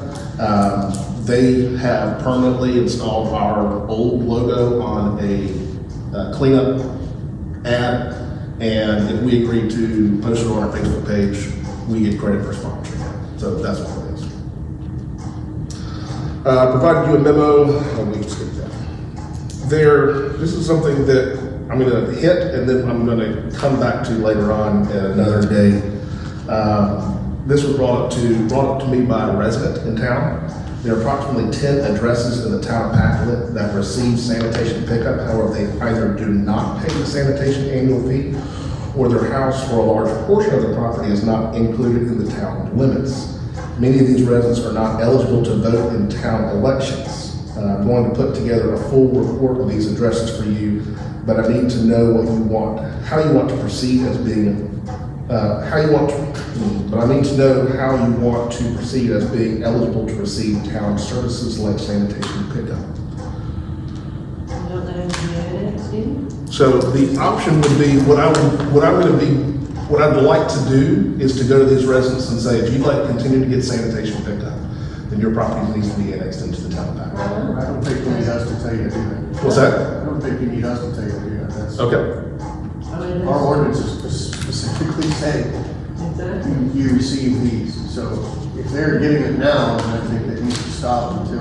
Well, the thing is, I need to understand is that there are properties that the majority or a good portion of their property is in the town limits, or I'm sorry, the good portion of the property is not in the town limits, but they get the trash pickup. There are some properties that are in the town limits that pay the service fee that get pickup. There are properties, so, and then for voting, if your house is not in the town limits where you actually live, you cannot vote. But there are people whose home is not in the town limits, cannot vote for any of y'all up here, but receive trash pickup. So what I need to understand from y'all is that, and I'm not sure if it needs to be passed by ordinance, that to be considered a resident of the town is the same thing as voting, is that your house determines that you are in the town of Pacolet, and at that point, you have to pay for the sanitation fee and you get sanitation pickup. Right. So how are they able to vote if they're not in the town? So they're not able to vote. So there are properties that are not able to vote, not eligible to vote for any of y'all up here, But they're getting trash pickup. but they're getting trash pickup. So if you, it's pretty simple to me. If you just own a piece of property in this town, don't have a house on it, we should put a trash can there? Well, the thing is, it's property. So there's a particular property that, and I'm not gonna say where it is, because I don't want to single people out of You this. shouldn't do that anyway. What's that? So you shouldn't do that anyways. Correct. But there's property that they have 2 addresses. On one, it's vacant, and half the property is in the town of Pacolet. The other half of that property is not in the town of Pacolet. Where their house is located, the entire thing is not in the town of Pacolet. And they get trash pickup.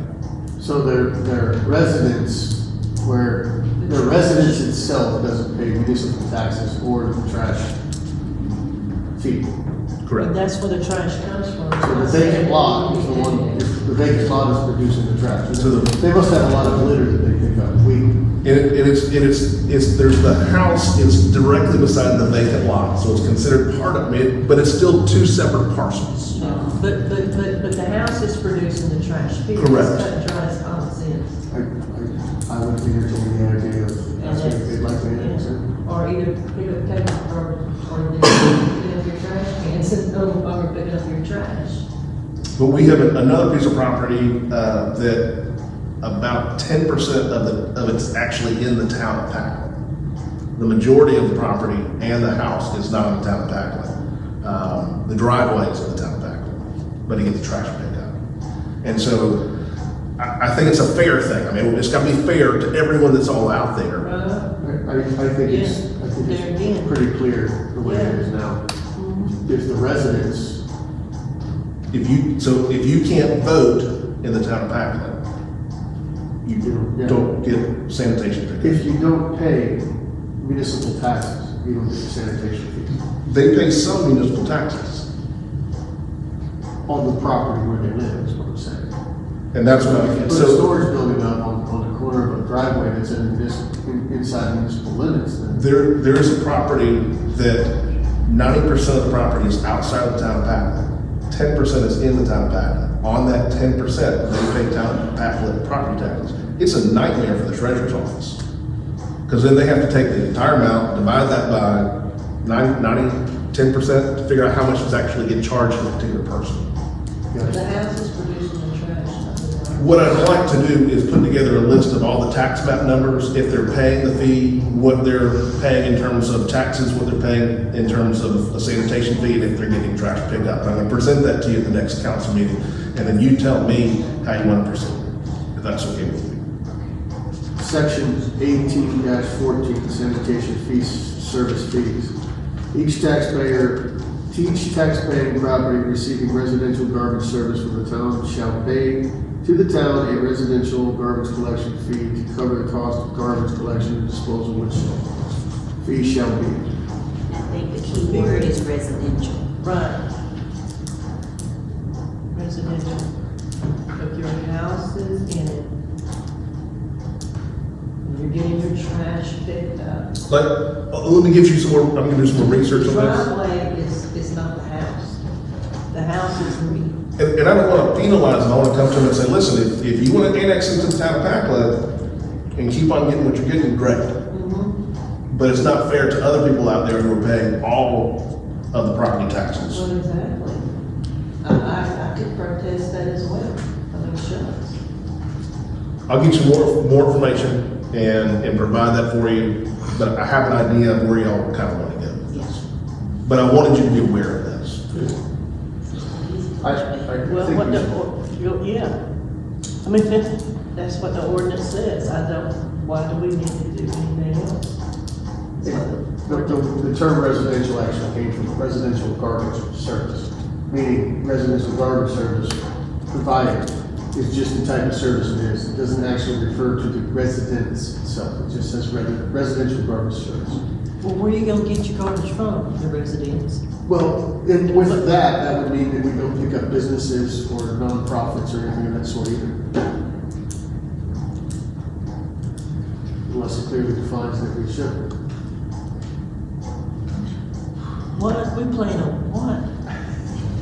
I get what you're saying. We're not I gonna- get what you're saying, Jason, but Still. only 10% of a piece of property, Yeah.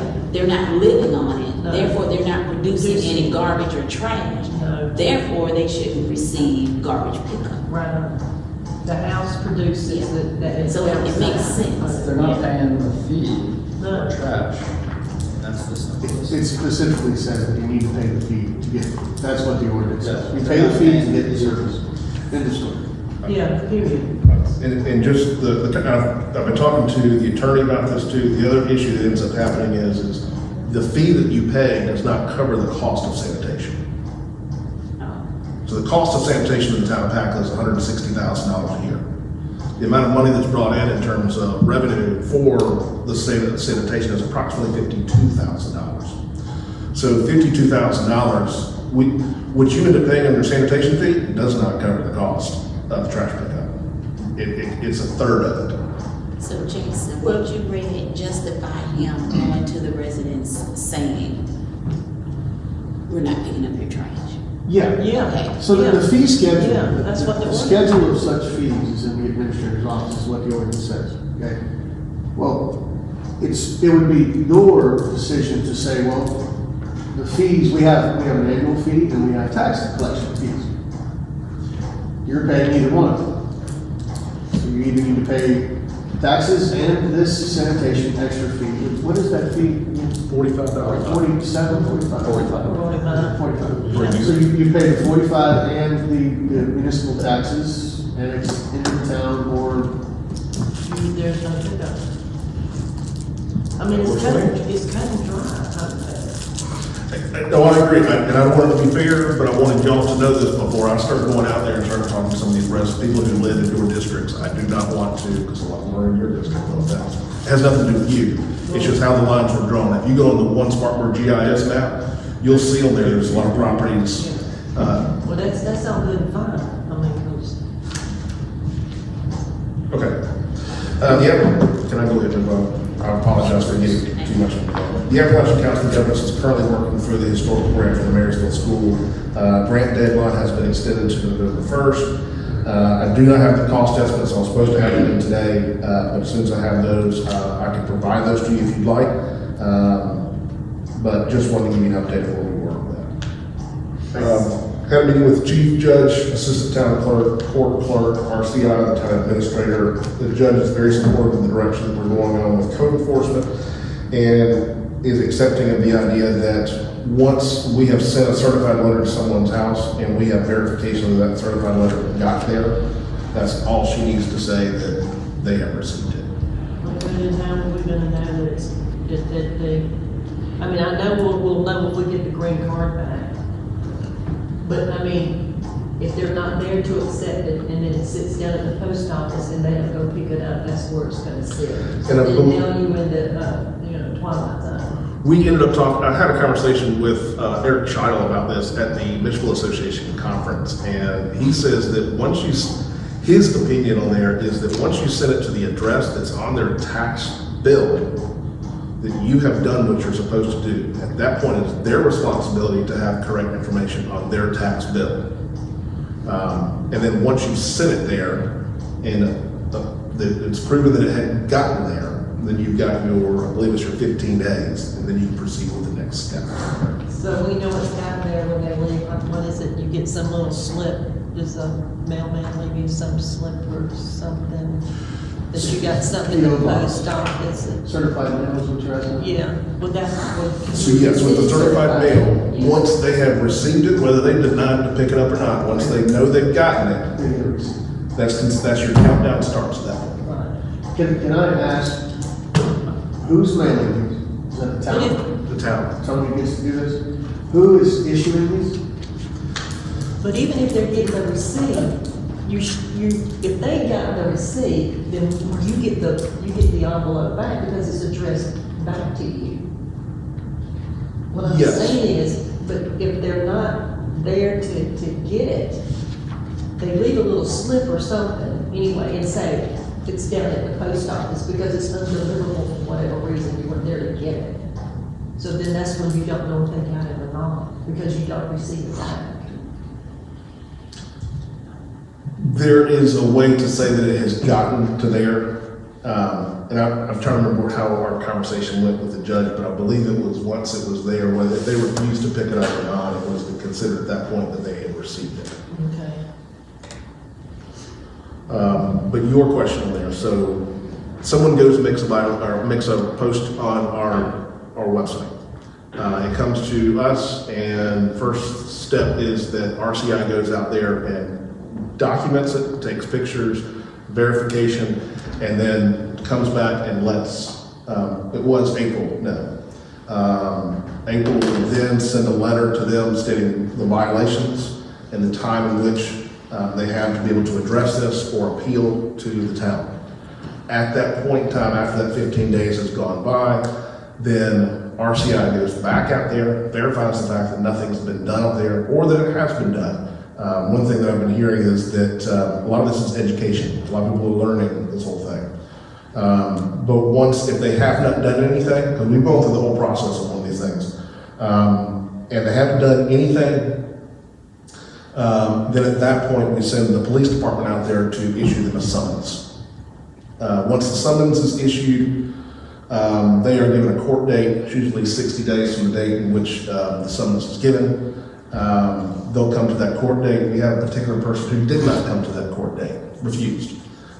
So at that point, we send them a letter, and I'm not sure what the technical term is for the letter, but at that point, after 10 days from once that letter is sent out, we issue a bench warrant and go arrest them. And you arrest them and bring them in. So RCI is the one that is identifying the property and the circumstance. Is that the little white car that says Town of Pacolet on it? Yes, so it's a private vehicle. That has Town of Pacolet right on the side of it? I wanted them to have something on their vehicle and something on their person so that when they walk into somebody's property, that they knew that this wasn't just some stranger. And so they created that little thing on there based off of the horse logo on there. They created that little logo that goes on there just so that it's not an official car of the town, but it is an organization that's working with us. And they wear a vest and they go into the property and let them know. I'm a big proponent of this because I've worked in the assessor's office before and thought I was going to get shot. So, So there's communication ahead of time before that letter is written, or is it just take a picture and then send a letter? Because everybody that's complained to me has had zero communication with this individual ever. They didn't even know it was coming, they just got it in the mail one day. Nobody ever knocked on the door, nobody ever said, hey, what are you doing with that property right there? Nobody said anything at all, they just got a letter in the mail. I seem to have a little bit of trouble with that, is that there's no communication at all, it's just mail a letter. They mail the letter to notify them that, yes, you are in violation of an ordinance. And at that point, you've got 15 days to respond. In 15 days, you call myself, you call anybody in the town and say, listen, hey, didn't know about this, what can I do to fix it? And then we work towards something. We're like I've said before, we're not trying to make a lot of money off the town. This is about education. The perception is that the violation is first, and conversation is only if you want to. There should be some conversation. This is just me personally. There should be some kind of conversation, or at least the attempt. If it says Town of Pacolet on the side of the car, maybe it should say RCI as well. I don't know. I just have a problem with it saying on the Town of Pacolet. And they're wearing a safety vest. Why can't they knock on the door? I mean, maybe it is a safety thing. You could probably tell me different. I'm not really sure. I just don't like the fact that there's no communication ahead of time. It's just a letter in the mail that returns me a little bit. As far as I know, he has been going and talking to some people. I do not know that he's always able to. Sometimes he knocks on doors and no one comes to the door. I don't know what the situation is, because as far as I've heard, he has talked to a lot of people, and it's a lot of conversation with certain people out there. The letter says call the PD. So regardless, you have copies of everything. So when somebody calls the PD and asks you questions about it, We've actually around after April organizes that. Whenever she's at our office, either working with law tracks or courses, whatever. Gotcha. What was that? You were out at the time? No, just April handles all the incoming calls Oh, you're right. involving these violations. Okay, sorry. In the beginning, what we were doing was a lot of warnings for a while, and we went through a warning process for about 3 months, 4 months, and then we started going towards you get the letter, and then 15 days later, then you potentially get, summons and that sort of thing. But we'll work with anybody that's out there. And I've had people call me up and say, hey, I got this letter, what can you tell me about this? And say, hey, let's talk about it. We're not trying to get there and say, 15 days, here's your summons. We're not trying to. Yeah, I mean, I've had to explain to this to multiple people. No warning was ever issued that they ever saw, of course. No door hanger, no nothing. It was just a letter in the mail, and the first thing they did was call me, And I explained that you don't have to do what's on here if you want to appeal this, and explain that you growing trees, or whatever. You can validate what the use of that piece of property is. You can go and explain that. But by the time they get the letter, it's already past the 15 days, and they're scared, concerned, so on and so forth. We can change the verbiage on the letter to encourage them to contact the Town of Pacolet and let them know this is not a citation, this is a notice to let you know that you're currently in violation of the town's ordinance. I thought the letter said contact your council person. I thought it did, because that's what they kept doing. I don't believe so. Can we see what it looks like? I'll send you a picture. Okay.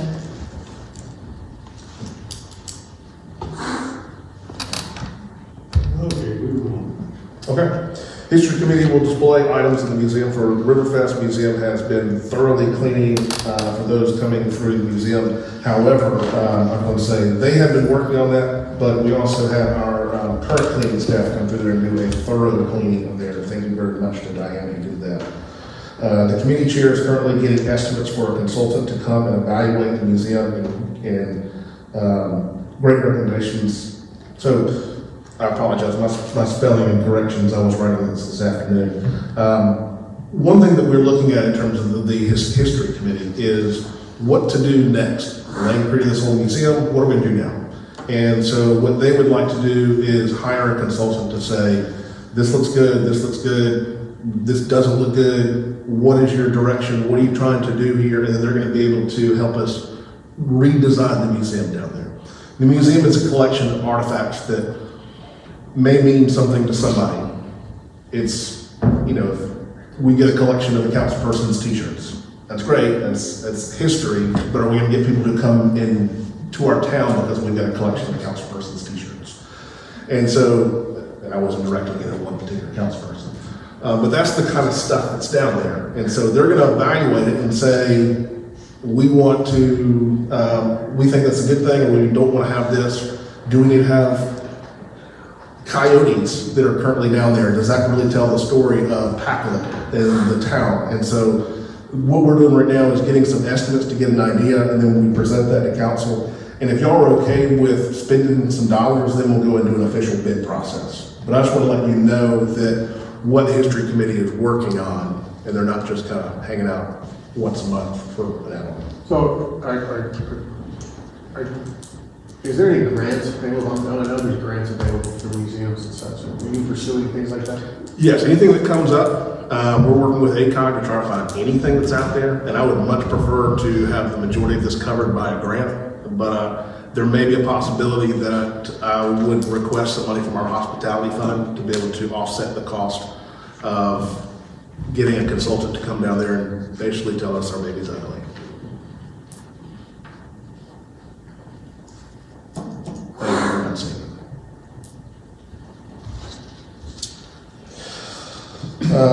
So more information to come back from that. September 17th at 5:30 is the next meeting. Next year? That's September. I apologize. It's going to be October 17th. How would they be able to get something done so quick anyway? That's a small amount of time to, Oh, it wouldn't be done before the festival. that's what it says, this will be to get the space ready for the festival. The meeting that they're gonna have is gonna be before the festival. Yeah, the meeting on the 17th. Not somebody coming in and, No, just a pretty enough down there. What we're gonna do down there is there's a lot of great historical photographs and things that are out there that people who are coming to the festival may be interested in. And so we're gonna display those in the museum. Then also we're gonna have a survey, so people coming in can say, what do you like about the museum, what you don't like about the museum, what would you like to see changed in the museum? Is there a question? Just cover. Was that? So you can put price tags on anything? No. We may at one point. Received 62 applicants for assistant town clerk position for interview. And this is something I want to clear up because I got a comment about this from someone. When you apply, when you put a job resume on Indeed, they automatically populate what your job description is and what you offer. And so we deleted a lot of that stuff, but we weren't able to find everything. So someone came in and asked us if we had a cafeteria in the town of Pacolet. We do not. We do not offer food. We do not offer at-home working conditions. We do not offer a modern office feel. yeah. So that's been updated. But I'd heard that some people were asking around if we were providing food for our assistant town clerk, and that is no problem. Yeah, work from home. I Sub thought, sandwiches. goodness gracious, But I've got somebody that's currently going through some background stuff right now. I feel confident to be a good person for us. And you'll hear more information once that person gets hired. Collections clerk working from home. I love it. Collecting the t-shirts? I said a collections clerk working from home. Yeah. Yes.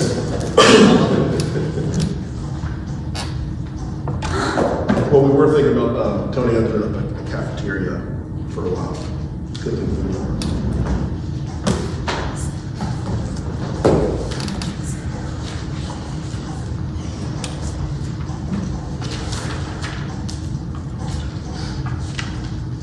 Good evening, Mayor, Council. Our September report, we did conducted 43 code enforcements. Had 5 new plan review submittals that's from Enchanted. We were able to get those approved and permitted. And conducted 13 inspections, and created a condemnation letter for a lady up on Main Street that double amputee to help her with some financing, some future home. The home she bought is collapsing. Do what, I'm sorry? The home that she bought is collapsing. She bought it 2 years ago for 80 grand, and it's got 40,000 worth of damage, so. Was it like a foundation issue or? Actually, it's a flooring issue with the floor joist. So she's dealing with attorneys and all that, trying to get it made right, but I don't know how that's gonna end up on that end. We had to condemn it at her request. So that was a pretty sad situation there. They're holding up construction right now, from trying to repair it, waiting on you or what? No. She bought it from a realtor 2 years ago and later found out when the floor was weak, rolled around in a wheelchair, that she had an issue. And she brought in 2 engineering firms that does the helical piers like Canty, out of Camden, Canty Floor Systems. I forget the other one's name, but long story short, both of them were in the 40K dollar range to repair the home. And she's moved in, I don't know, with a friend or a family member up in Spartanburg until she can get this rectified. Yeah. It's supposed to be an older house It is. in this area. It is. There's a lot of moisture problems. Closing in the foundations with blocks.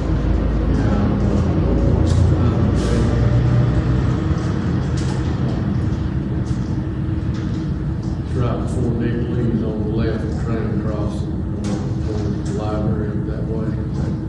There's just a few houses, several of them. We've got another situation, we've been working on it for about 2 months. A licensed builder, an unlicensed builder of Russian descent had a 2-story addition on a house in Harveytown. Got it all the way through the roof, and we found out about it. Of course, they had poured the footings, framed it, and buku of other things without inspection and permits or license. But we've got the horseback front of the card after a few months, and they've got a licensed builder in place. We've got them to a good spot finally, but this just took quite a chopper to do so. Very good. Other than that, everything's running pretty smoothly to my knowledge. Any questions or comments? Thank you, sir.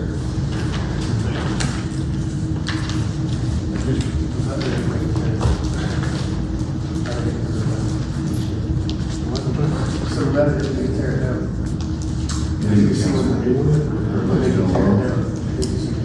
Start off, 191 calls for service over the month of September, 959 officer initiated incidents.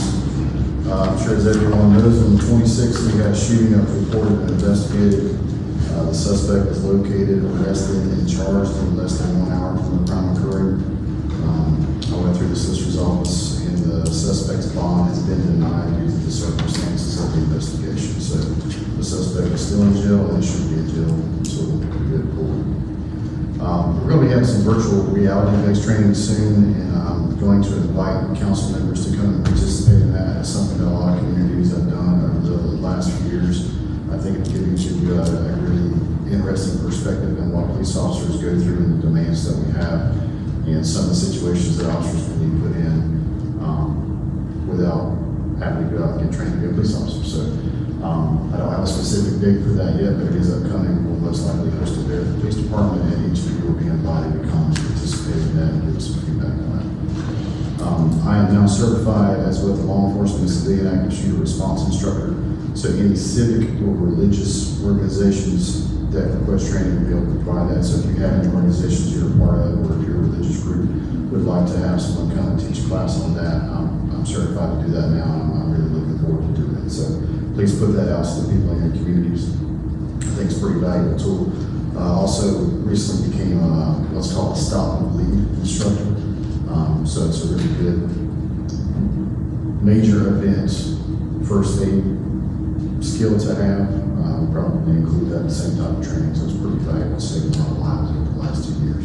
Excuse me, you said stop the bleed? Stop and bleed. Okay. Yes, ma'am. I'm working on some potential ordinances that I'd like council to consider and determine if they would be appropriate for adopting. I'll have some preliminary versions out to everyone very soon, so you have plenty of time to review those and make any suggestions or changes.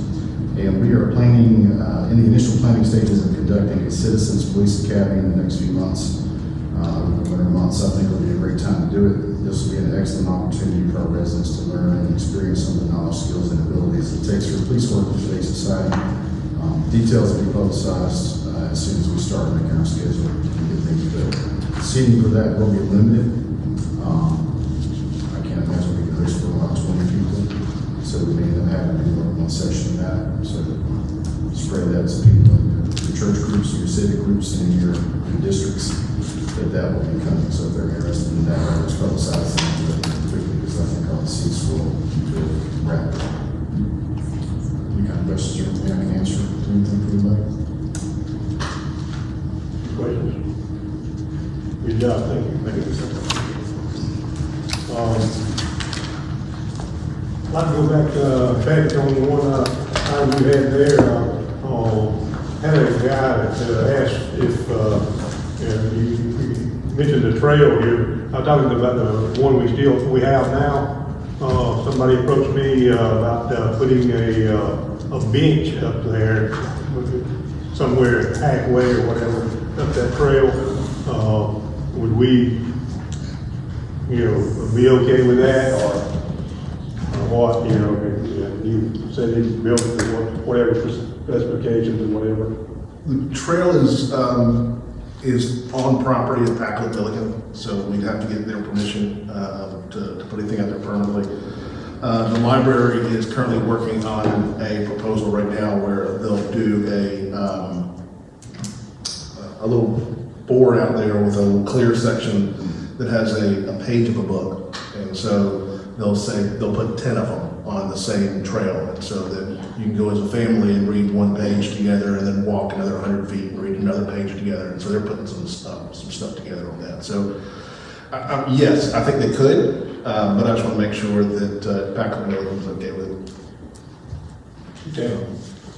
And it depends on y'all in terms of how if you want some type of metal bench that's built by somebody like Keystone Ridge Designs, could be $2,000, something I don't charge those things, or something that you build yourself. We just gotta be. He said he knew we'd probably have to have it where it would be stationary, to make it, just pick it up and dump it in the river like we've done a lot of stuff. He said he'd be willing to make sure it'd be permanent, not permanent, but, anchored.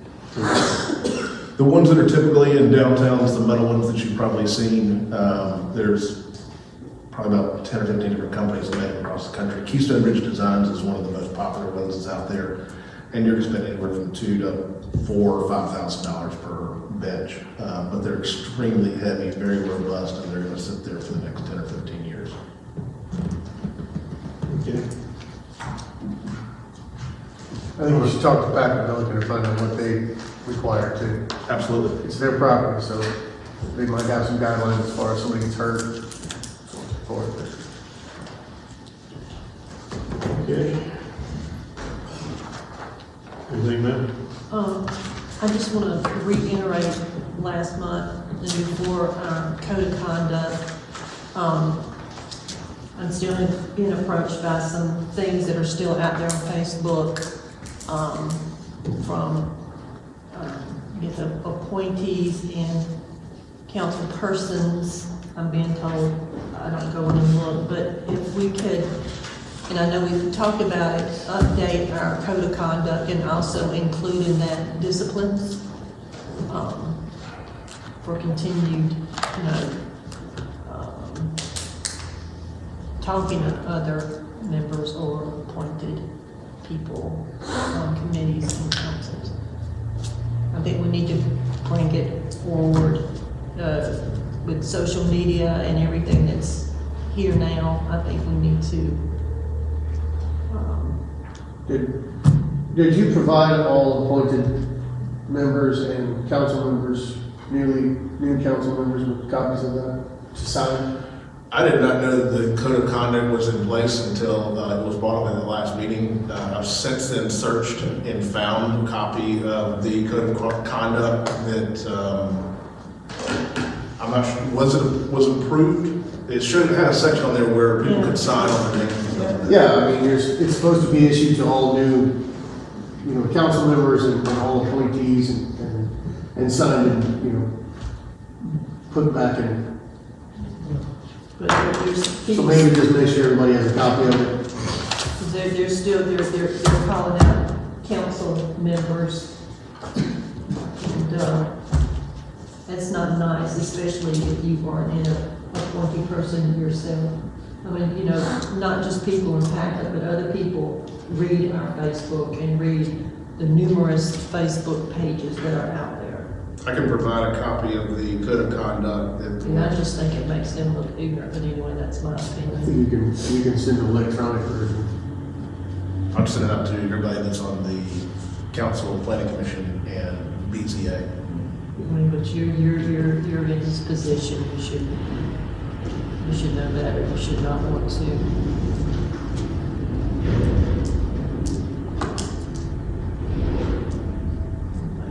I think that's something we need to update sooner than later. Yeah, Oh, I'm through, yes. okay. I don't know. Just quickly, on Monday, October the 9th, at 6 p.m. at Pacolet Fire Station 1 on Millbrook Circle, Dale Worthy is going to be inducted into the State Firefighters Hall of Fame. So, everybody's welcome. At October, The 9th, at 6 p.m. at the main station. and let me tell you, Dale give you credit. He's having a hard time.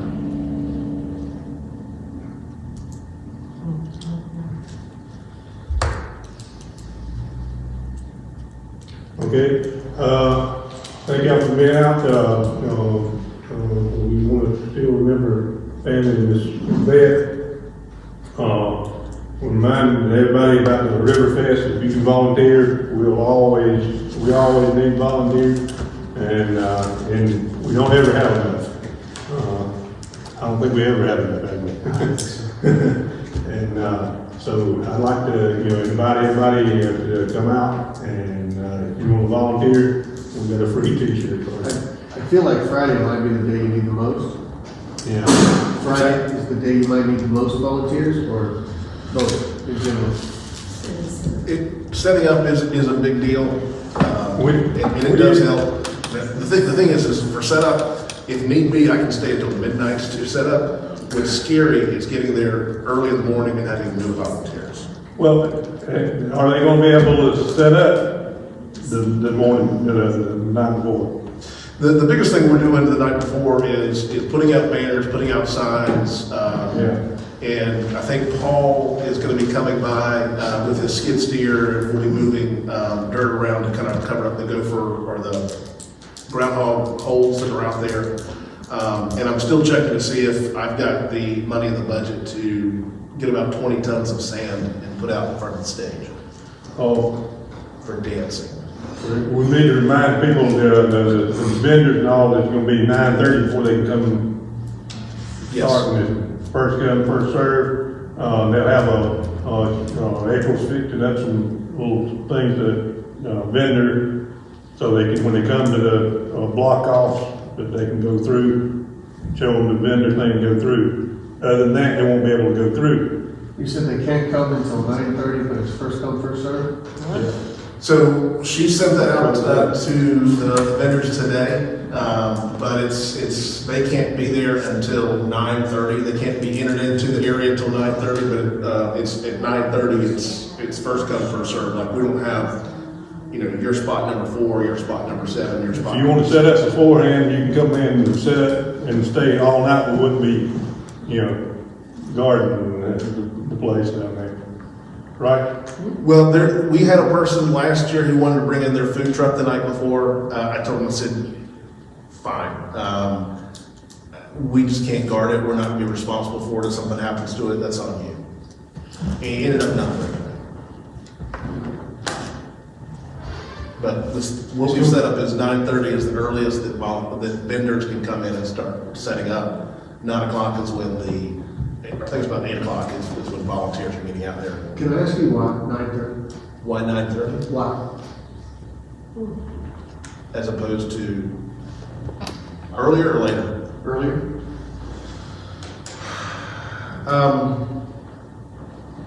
Didn't they used to, when it start at 9 and they Last year were? was 6:30.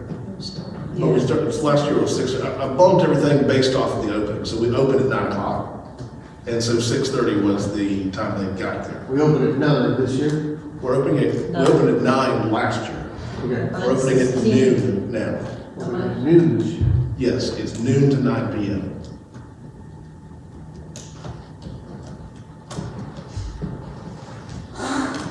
That's why it's at 9:30. We will get people, when I came last time at 5:15, there was about 30 vendors who were in the Clothroom parking lot ready to set up, and the police weren't even there to shut down the road yet.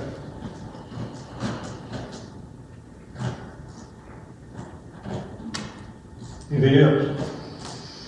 I just don't want to take away from anything. Some people like to come early, it's like a. Would you like to meet at 5:30 in the morning? Hey, I was here at 5:30, remember? There's just no reason for it, because the festival doesn't open up until May. That is good.